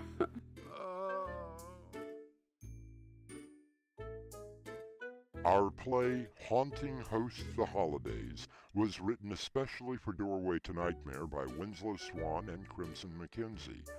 Our stars included William Stafford, Crimson McKenzie, Winslow Swan, Dave Arkipov, Annie Mick, Carter Sheriff, and Mark Wheeler. The entire production was under the direction of Winslow Swan. This is your host, inviting you to return with us through the Doorway to Nightmare for another adventure into the world of your terrifying imagination. Until next time, slumber peacefully. Epilogue. The butler did it.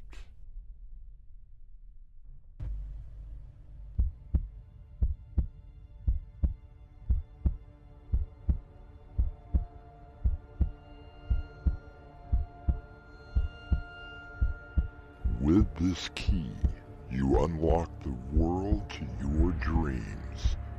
What lies beyond could be the doorway to nightmare.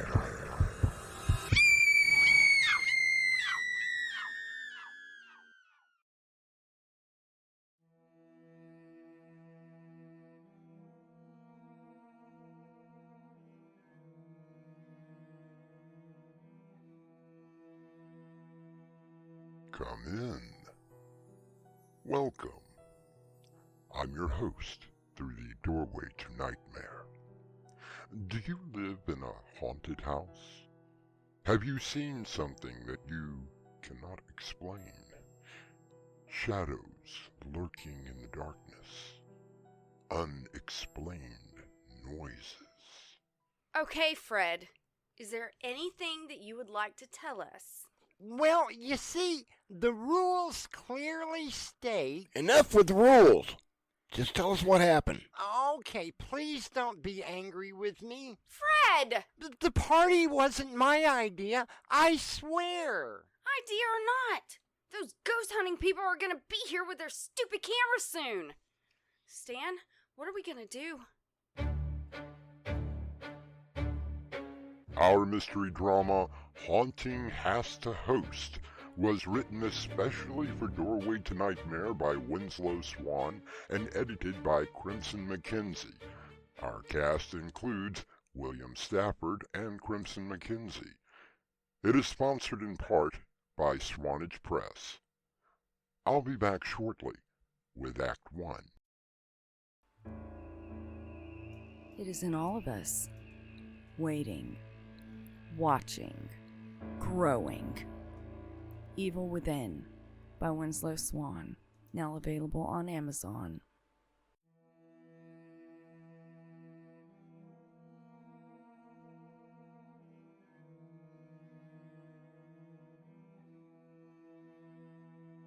Stan and Dorothy Peters welcomed Frederick Washington Davis into their home some time ago. Oh, did I happen to mention that Fred is a ghost? Is there anything that I could help you with, Stan? No thanks, Fred. I'm good. Just finishing up painting in the living room. I hope Dot likes this color. Does this make the second or third time you have changed the color? Fourth. Oh, Stan! This is perfect! Thank you so much! Anything for my beautiful wife. Oh, you two make a great couple. I wish my wife and I... Please, Fred. Don't even talk about that. Well, never mind. We already had one incident with her. Let's not do that again. Here, here. Stan? Fred! What's that mist in the corner? I don't know. I don't know... Uh-oh... What? Hello, everybody. where has my little ghost gone? Drew! Is that you? Hiya, Freddy. Oh, pal, oh, kiddo, so-and-so. Say, you got some really nice digs. Fred, who is this?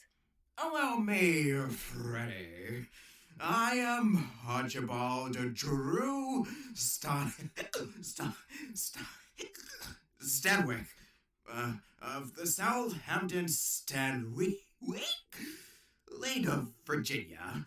And who might you be, you delicious looking hunk of female? Hey, that's my wife. Oh, pardon me. I did not mean to offend. Hi, I'm Dorothy. This is Stan, my husband. This is our house.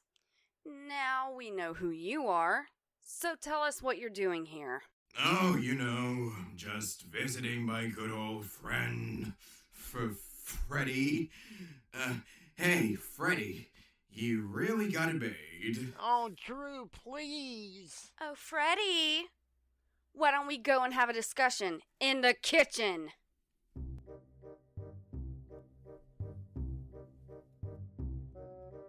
Would you care to explain the presence of whatever that is out there? Well, he is sort of a friend. What do you mean by sort of a friend? Well, he did stay with me in the last house I was at. He's what you might call a roving spirit. You mean like a homeless person? Well, sort of. From what he told me, he was hitchhiking across the country when he was hit by a truck. That's why he doesn't look all that presentable. He could certainly use a makeover. Okay, I get it. So why is he here? Well, you see, there is an article in the paperwork that states I have to host any ghost, spirit, boogeyman, werewolf, vampire, or entity when they decide to visit or need a place to stay. It only applies to the roving ones. Wait a minute. You mean he can stay here? Who made up these rules? Oh, well, it all comes from the head office. Okay, so he is just visiting, yes? Oh, yes, just visiting. Thank goodness for that. Of course, his last visit was 3 years. As in 3 years ago? No, as in he stayed for 3 years. There is no way that he is going to stay in this house for the next 3 years.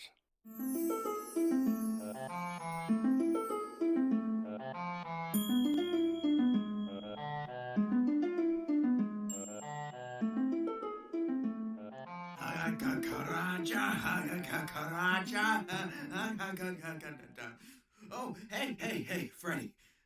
Tell Stan that he has good taste in Scottish. My Scotch? Fred? Oh, I'll take care of it, Stan.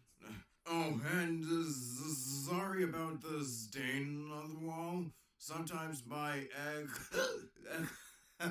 ectoplasm gets a little thin. My newest paint!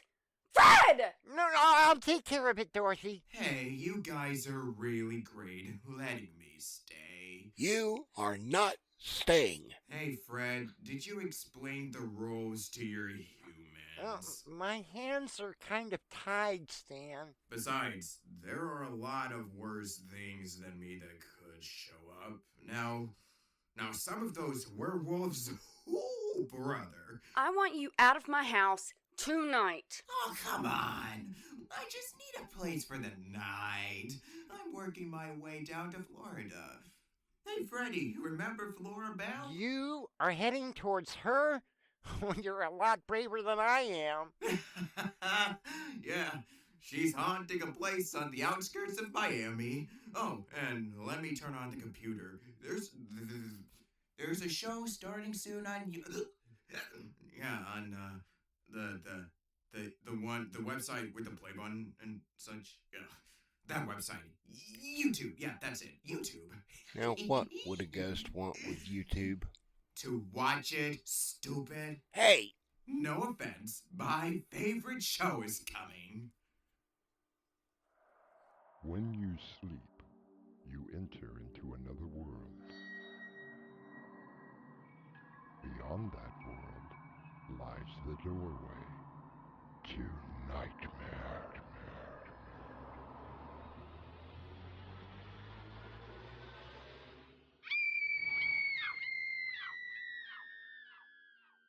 Oh wow, Doorway to Nightmare. That's a heck of a program. Turn it off! Now! But it's a new story. Don't you like horror stories? I do like them, but not while two ghosts are in the same room with me. Okay, I'll shut it off. Wow, Freddy, she even scares me. One night, Dorothy? Please? It's against my better judgment. But all right. But only one night. Stan, we are going out to eat. Alone.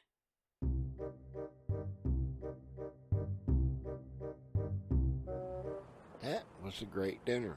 I would have settled for Burger Barn as long as we were away from Drew.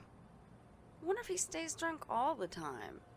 And how does a ghost even stay drunk? I don't know, but he better stay away from the brandy that I've been saving.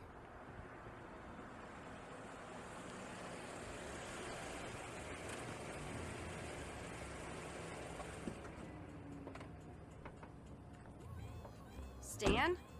Is that coming from our house? Sounds like a party. You don't think...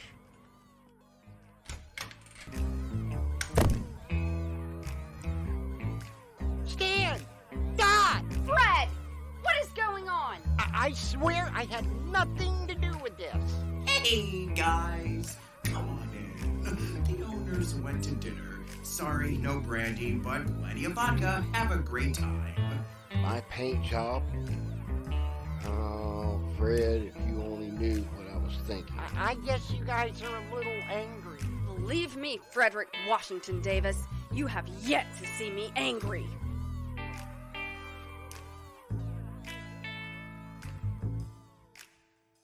The author Sue Grafton once wrote about a character who did not believe in ghosts. Her answer was that some people do not see the color red. It doesn't mean that it does not exist.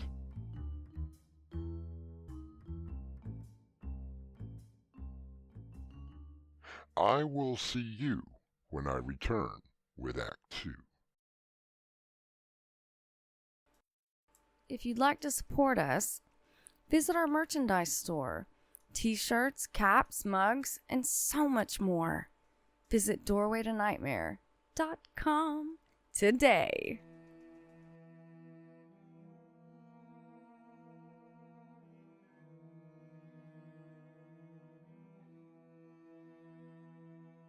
John Malkovich once said that the ghosts that you chase, you never catch.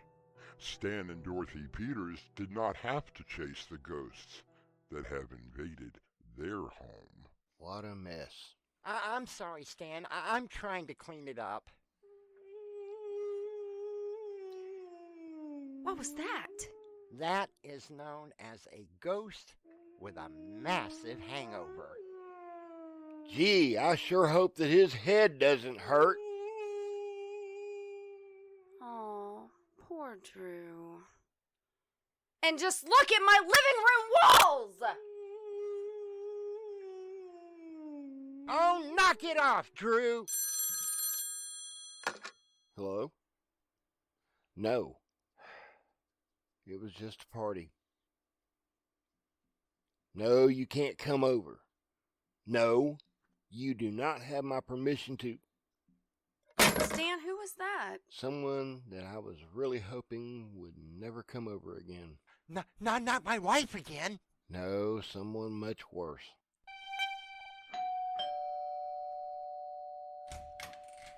Oh, hello, Mr. Carson. To what do we owe the pleasure? Millie drove me over here. Oh, where is she? She's talking to your neighbor Nellie, Ellie, Shelley, I'm not sure. She said she'd be right back. I told you the last time that I felt a ghostly presence here. Mr. Carson, Mrs. Carson, please do come in. And away from our other neighbors. Stan, I'm sorry about this. I would offer you a drink, but... That's okay, Stan. Millie, why are we here? Mrs. Johnson across the street happens to eat at the same restaurant that I do. Today at lunch, she described the strangest party that took place in this house last night. Oh, well, yes. We did have a bit of a small party last night. She said that when she looked over here, there were strange lights going on and off and weird noises. There were things floating in the air. Balloons? I mean balloons. We were only celebrating. Balloons shaped like furniture and lamps? Oh, we bought the fun balloons. Oh, no. Not her again. Hey, Freddie, who is this? It's Stan's boss's wife, Mrs. Carson. They came for dinner one time, and she swore the place was haunted. Isn't it? Well, we convinced her otherwise.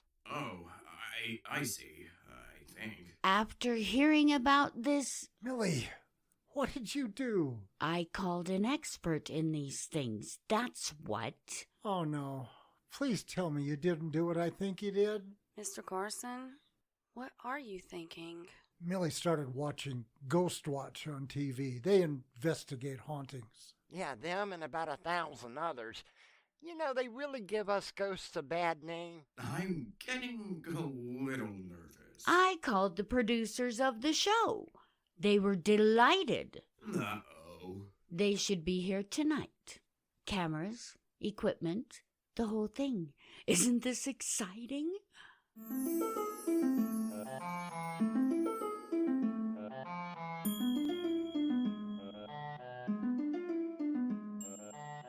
Fred, why are we meeting in the bathroom? The most private place in the house? Well, it's supposed to be. Where's Drew? Well, that's why I wanted to talk to you guys. You see, we may have a small problem. Now what? Well, Drew reminded me of another rule. I am sick of all these rules. Oh, you're gonna be even sicker. Just tell us what's going on. And where is Drew? Probably on his way to Miami. At least he's gone now. Yes, but you see, I'm still here. But you've always been here. So what's the problem? According to the rules, a ghost, while still on the ethereal plane, can't be proven to be a ghost. I don't understand. Well, it's okay if some people see us, you know, like you guys, but we can't appear before the entire world, especially on some TV show. Okay, so what if it does happen? I mean, they have video of other ghosts, right? And you never see them again. They get banished. To where? I really don't want to find out. Okay, Fred. What do we do now? I don't have the slightest idea.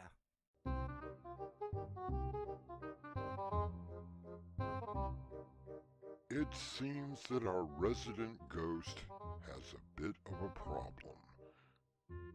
Perhaps a solution will present itself when I return with Act 3. Have you heard any good books lately? Audiobooks from Winslow Swan, now available on Spotify.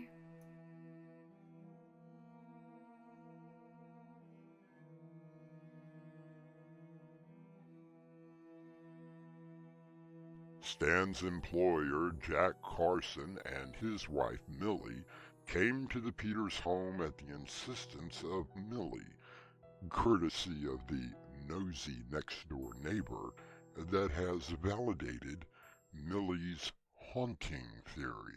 Millie, Stan's home is no more haunted than our own. Explain the basement door that opens on its own all the time. Loose fittings, which I have since fixed. What about the light in the bathroom that always shuts off when I take a shower? I would call it good taste on the ghost's part, but it was just a loose bulb. Jack, I know that their house is haunted, and I intend to prove it.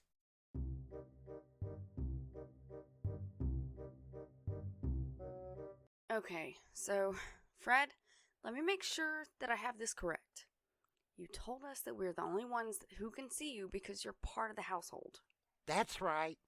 And the only thing that other people can hear are your ghostly tricks. Yes. So how did the neighbors hear and see the other ghosts during the party? Well, you see, if a spirit comes around, they're not part of the household. Which means that anyone who happened to look over here could see what was going on. Exactly. And that puts you, Fred, at risk. Oh, very much so. Oh, Dorothy, what am I going to do? You are going to do what you do best. Stan, go to the basement and dig out that old tape recorder. And do what with it? Hide it. Oh, and get some of that fishing line.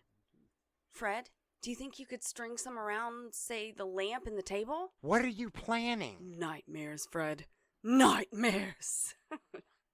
We're going to show them a real haunted house.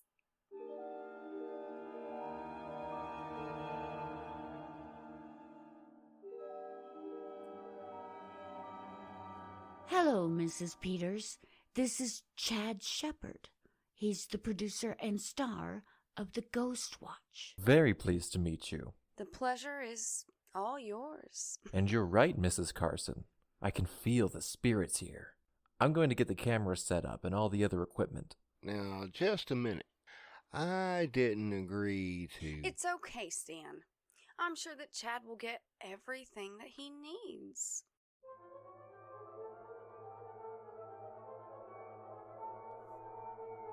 Should we turn the lights out? Yes, the cameras have infrared lenses. We have everything tied into these monitors. We can see every inch of the house from right here.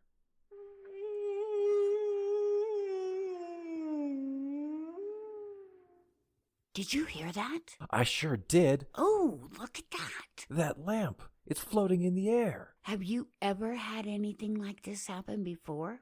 Well, once in England, I investigated a thing.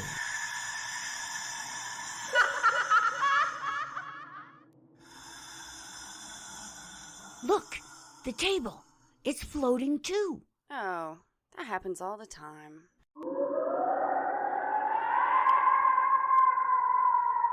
What was that awful screech?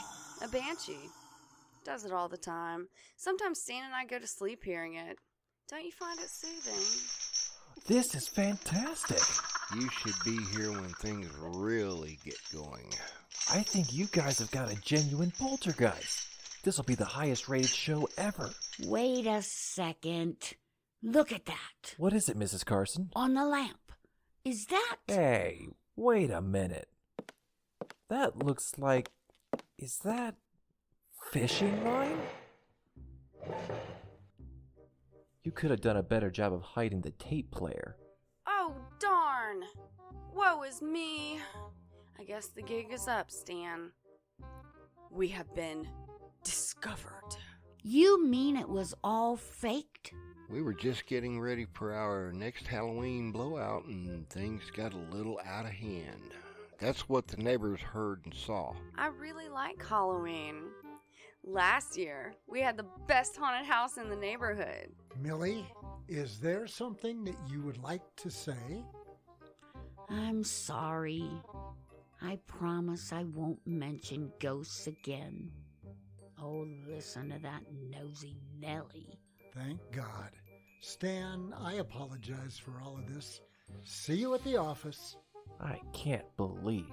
Just because you don't believe in ghosts doesn't mean we don't exist. Hey, was that? It's very nice meeting you.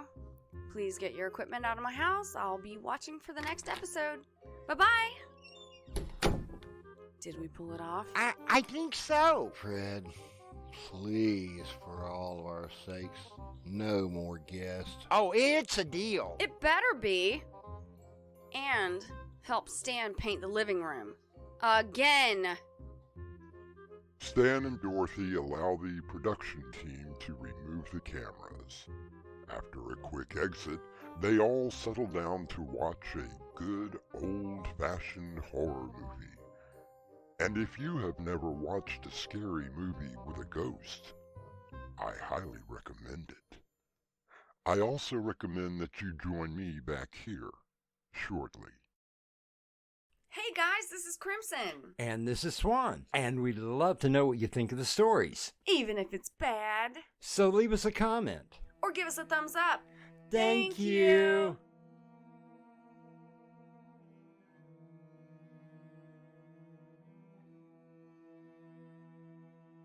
Bess Truman once said that she was sure that the White House had ghosts, but she was not half as alarmed in meeting them as she was meeting with the live nuts that she had to meet every day. For Stan and Dorothy, they have grown to accept their resident ghost, Frederick Washington Davis. Our cast included William Stafford, Crimson McKenzie, Winslow Swan, Robert Jackson, Annie Mick, Dave Arkipov, and Ezra J.D. Emmans.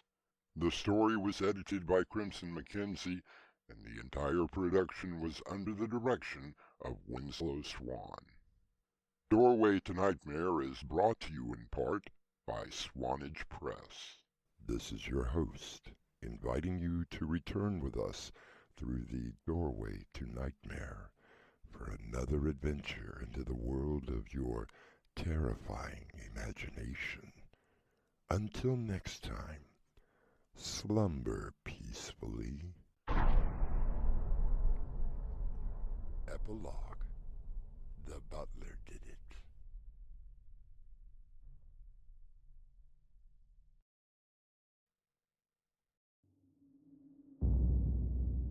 Within your dreams, there are many keys. One of them could open the doorway to nightmare.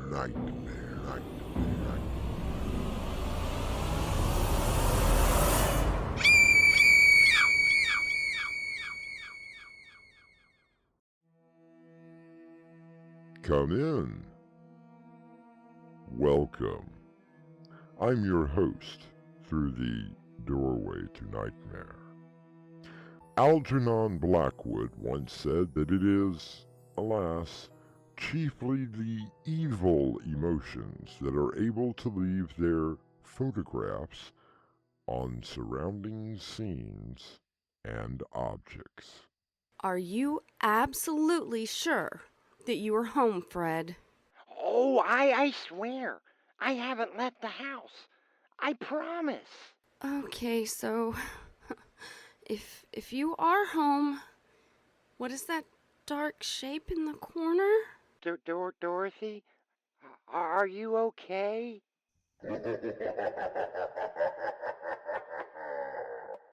Fred, I think the Carsons have a very serious problem. Our mystery drama, Haunting Meets the Carsons, was written especially for Doorway to Nightmare by Crimson McKenzie and Winslow Swan. Our cast includes William Stafford, Annie Mick, Dave Arkipov, Mick Davis, Crimson McKenzie, and Winslow Swan. It is sponsored in part by Swanage Press. I'll be back shortly with Act 1. Meet Jerry Connors, family man, businessman, psychopathic killer. The Convincer by Winslow Swan, now available on Amazon. Jerry Connors, he can convince you to do anything, even die.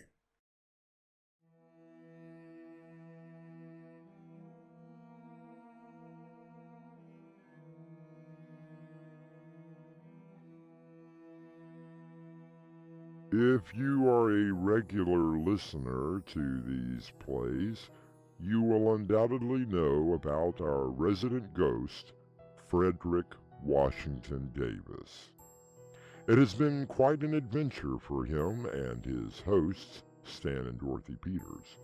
They have managed to get around most of the difficulties of having a permanent ghost in their home. Maybe we can all eat in peace tonight. Unless one of Millie's ghosts appears. That's not funny, Dot. Oh, Stan, it's okay. Fred swore he would stay at home while we had dinner with the Carsons. He swore he would stay home while we took a vacation. Look how that turned out. Now, Stan, it was his first time home alone, and he got a little scared. It wasn't his fault. Let's just try and enjoy ourselves tonight. Besides, being invited by the boss to dinner is quite an honor. I'm proud of you. Well, it is Labor Day. I guess they decided to have a party.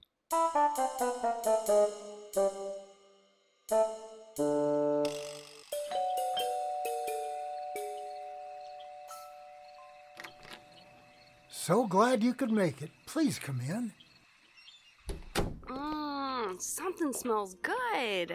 Oh, it's nothing special, just a pot roast. Well, it still smells delicious. Thank you. Would you two like something to drink? Thank you, Mr. Carson. Now, Stan, I've told you before, it's just plain old Jack since you made partner. Sorry, Jack.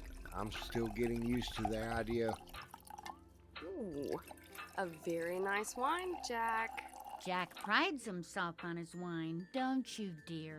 Glad you like it, Dorothy. Now, Stan, about that new contract. Now, Jack, no shop talk tonight. Remember your promise? Yes, I remember. You don't forget your promise. Don't worry, no ghost tonight. Amen to that. Oh, Millie, would you mind if I use your bathroom? Of course, dear. It's just down the hall to the left. I just need to wash up a bit. I'll be back in just a minute. I'll freshen your drink.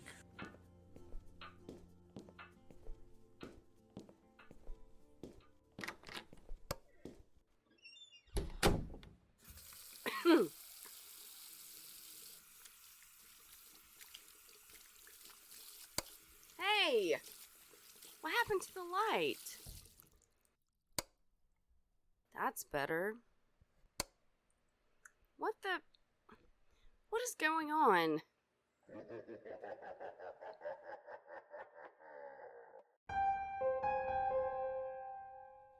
Jack, I think you may have a problem with the light in your bathroom. Oh, yes, I've been meaning to fix that. Jack? Not now, Millie. What's going on, Dot? I think we may have an extra guest. You don't mean... Will you excuse me? I need to make a phone call. Nothing serious, I hope. Oh no, just want to something I forgot to do before coming here. I'll be right back.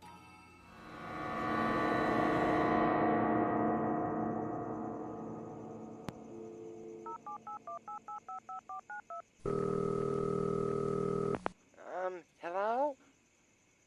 Hello? Can you hear me?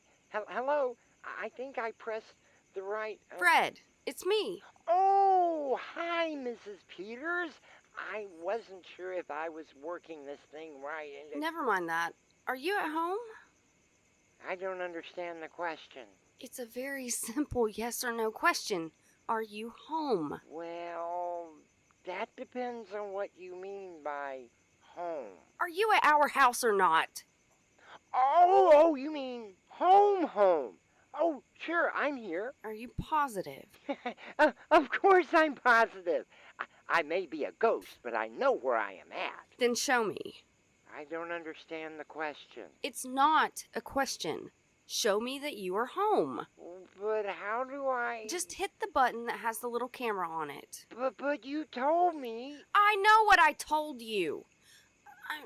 Look, Fred, I know that you're not used to a cell phone. And you told me never to answer it unless it was you or Stan. Yes, you did a good job.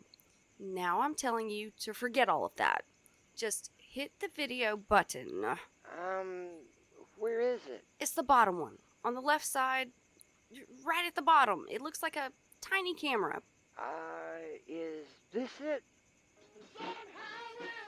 No, not that one. The other one. That's the music player. Wow. Oh, this thing plays music too. Fred, will you focus? Now press the video button. Oh, I'm sorry. Here. Is this it? Yes. How did you get in that tiny little box? Are you okay? I'm fine, Fred. We'll talk about it later. So you can see me okay? Yes, yeah, I can see you. Wow, this is awesome. Yes, very awesome. So, how is dinner? We haven't eaten yet. Is Millie still seeing ghosts? Fred, I need you to... I know she sort of saw me last Christmas, but... Fred, will you shut up? I'm sorry, Mrs. Peters. It's okay. I'm sorry for saying shut up. What I want you to do is turn the phone around and show me exactly where you are in the house. You mean like this? Yes! Good job. Okay, just go a little slower. Well, I'm just in the kitchen. I see that. And you swear that you have not been out of the house. Dorothy, what's going on over there? Oh, I'm beginning to think that Millie isn't crazy after all.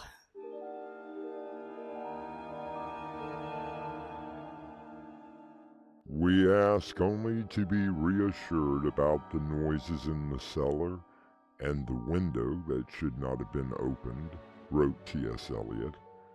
But what of the other manifestations that occur?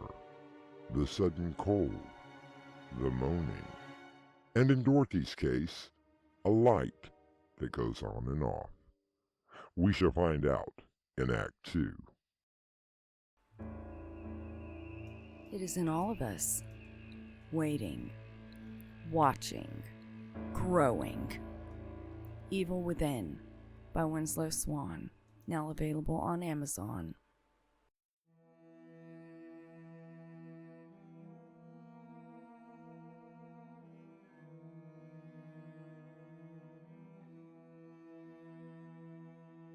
Dorothy and Stan Peters have been invited to his employer's home for a dinner party. Dorothy has had an unpleasant encounter and is now on the phone with her resident ghost, Fred. Everything all right? Oh, yes, Millie. Everything is fine.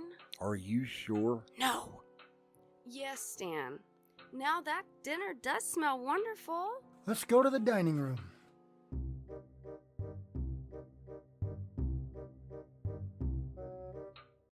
That was delicious, Mrs. Carson. Thank you, Stan. A little more wine, Dorothy? Oh, I think that would be lovely.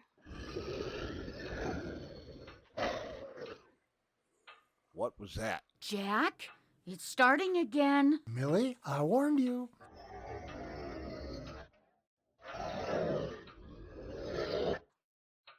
How long has that been going on? A long time now. Dot, what's that over there in the corner? It's just Millie and her overactive imagination again. Does that sound like my imagination?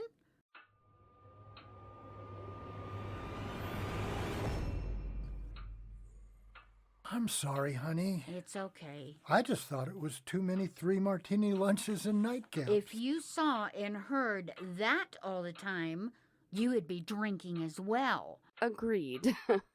But, how long has this been going on, Millie? Since last year. So, Dot, you really think there is a ghost? Or is it a mutual friend? No, it's not Fred. Who's Fred? Just a friend? Sort of? I mean, is this the first time that you have heard and seen it, Jack? Well, there have been times when I've heard some strange sounds.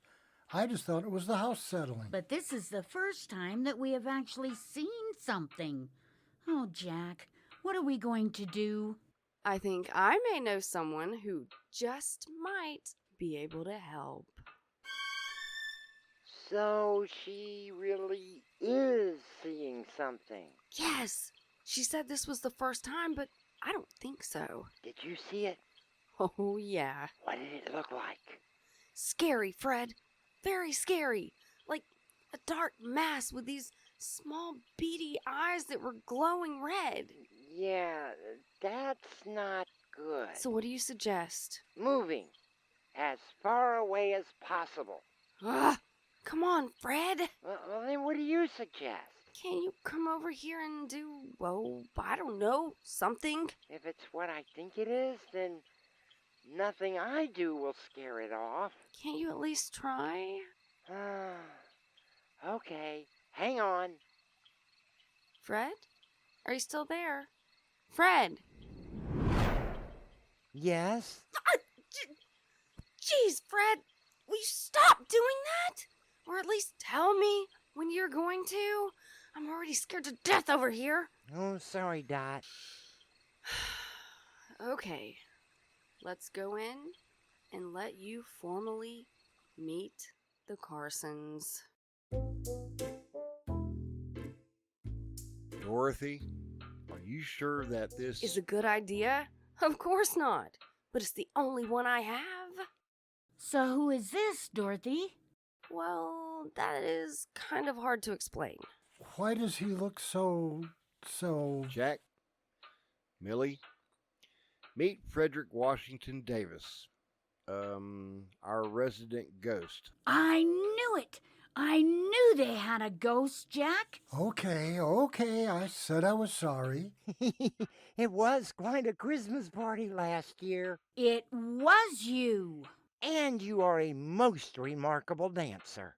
Why, thank you, Fred.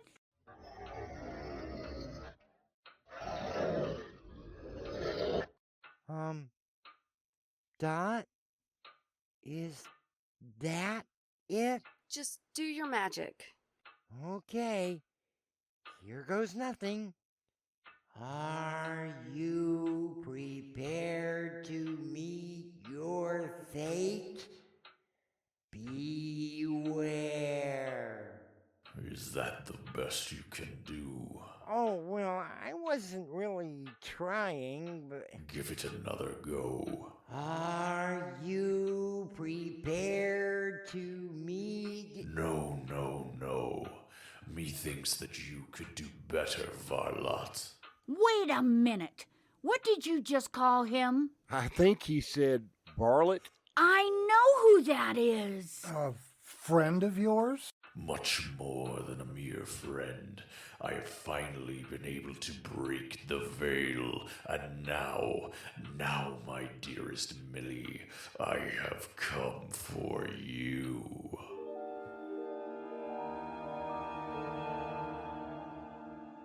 Does Millie know the spirit? Stan, Dot, and Fred look at her, a myriad of questions running through their minds. Perhaps the answers will present themselves in Act 3.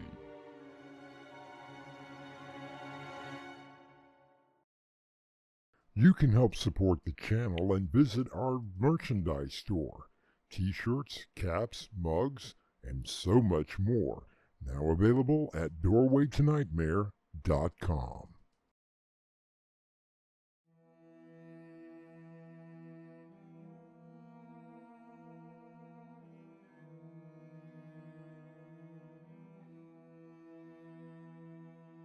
There have been many sightings and reports of ghosts, both good and bad. But as Mark Twain once said, everyone is a moon and has a dark side, which they never show to anybody. Millie, is there something you'd like to share with the rest of the class? Dorian? Dorian Michaels? The one and only. Ah, my sweet Millicent, how I long to hear my name emit from your lips. Who is Dorian Michaels? We went to college together. Such happy times. Exactly what happy time? This was long before I met you, Jack. We had such plans, Millicent. You had plans, Dorian. I told you that I didn't want anything to do with you. I knew that you were only joking. I don't think she was joking. Quiet, Fred. Get it through your thick, whatever you call that, skullish blob. that I never wanted you. I waited at the little restaurant for you for over 3 hours. I told you I wasn't coming. You didn't lie, but now everything can be the way it was. I think I may have something to say in that.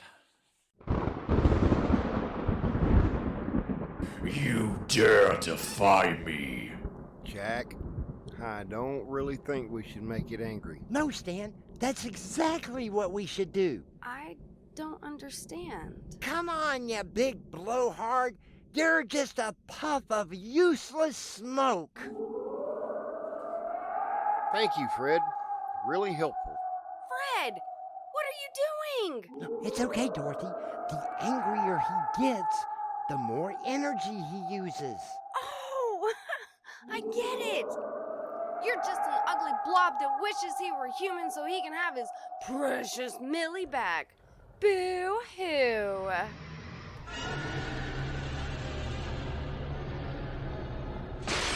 My China! That's it. I've had enough. Will you shut up? How dare you! Oh, I not only dare, I'm telling you. Millie is my wife. Now leave, or so help me, you will never know what rest in peace means. Millicent, do you really feel that way as well? I told you back in college, Dorian. But where am I supposed to go? Well, I may have a solution to that. So who is, or rather was, Dorian Michaels? We were in the same class together in college. He was always chasing me around the campus. I told him I wasn't interested, but he wouldn't take no for an answer. What happened to him? Remember a couple of years ago, Jack? At the class reunion, I found out Dorian was killed in an airplane crash shortly after graduation. Oh, how horrible. Well, that would explain the formless shadow. He didn't have a body to form in, so all he could manage was a shadow. Well, he's gone now, isn't he, Fred? Yep, he's gone. And we didn't even have to call control this time, thank goodness. I want to thank you, Fred, for your help. And you didn't need to hide from us. Kind of hard to explain a ghost in the house. By the way, Fred, where did you send Dorian? Oh, someplace to keep someone company. Fred, you didn't. It serves her right. Where did he go? I believe to the house where Fred's wife is, right, Fred? You got it. I think they will make a wonderful couple. Isn't he in for a big surprise? Only if Dorian does as she says.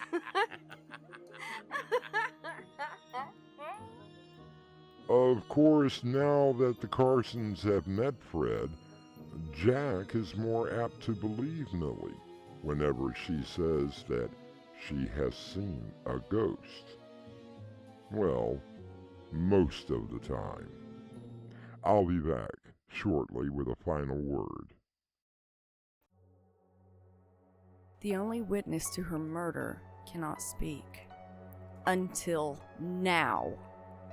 Click A Tale of Revenge by Winslow Swan, now available on Amazon. Revenge is a dish best served cold.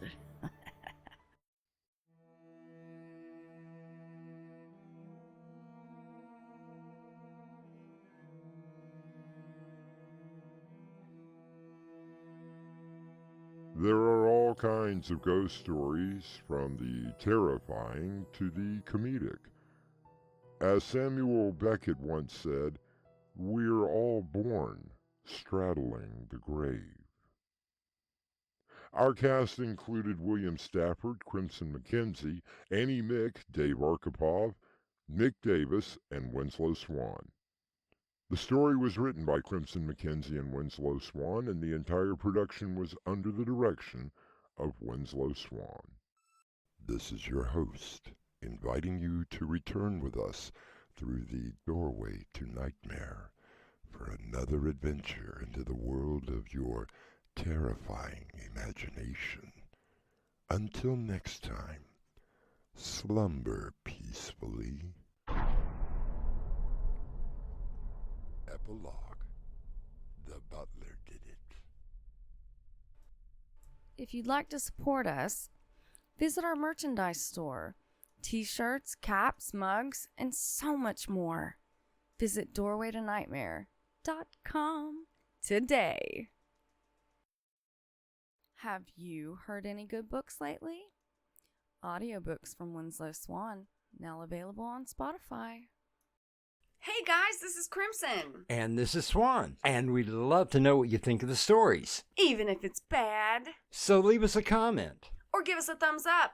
Thank you.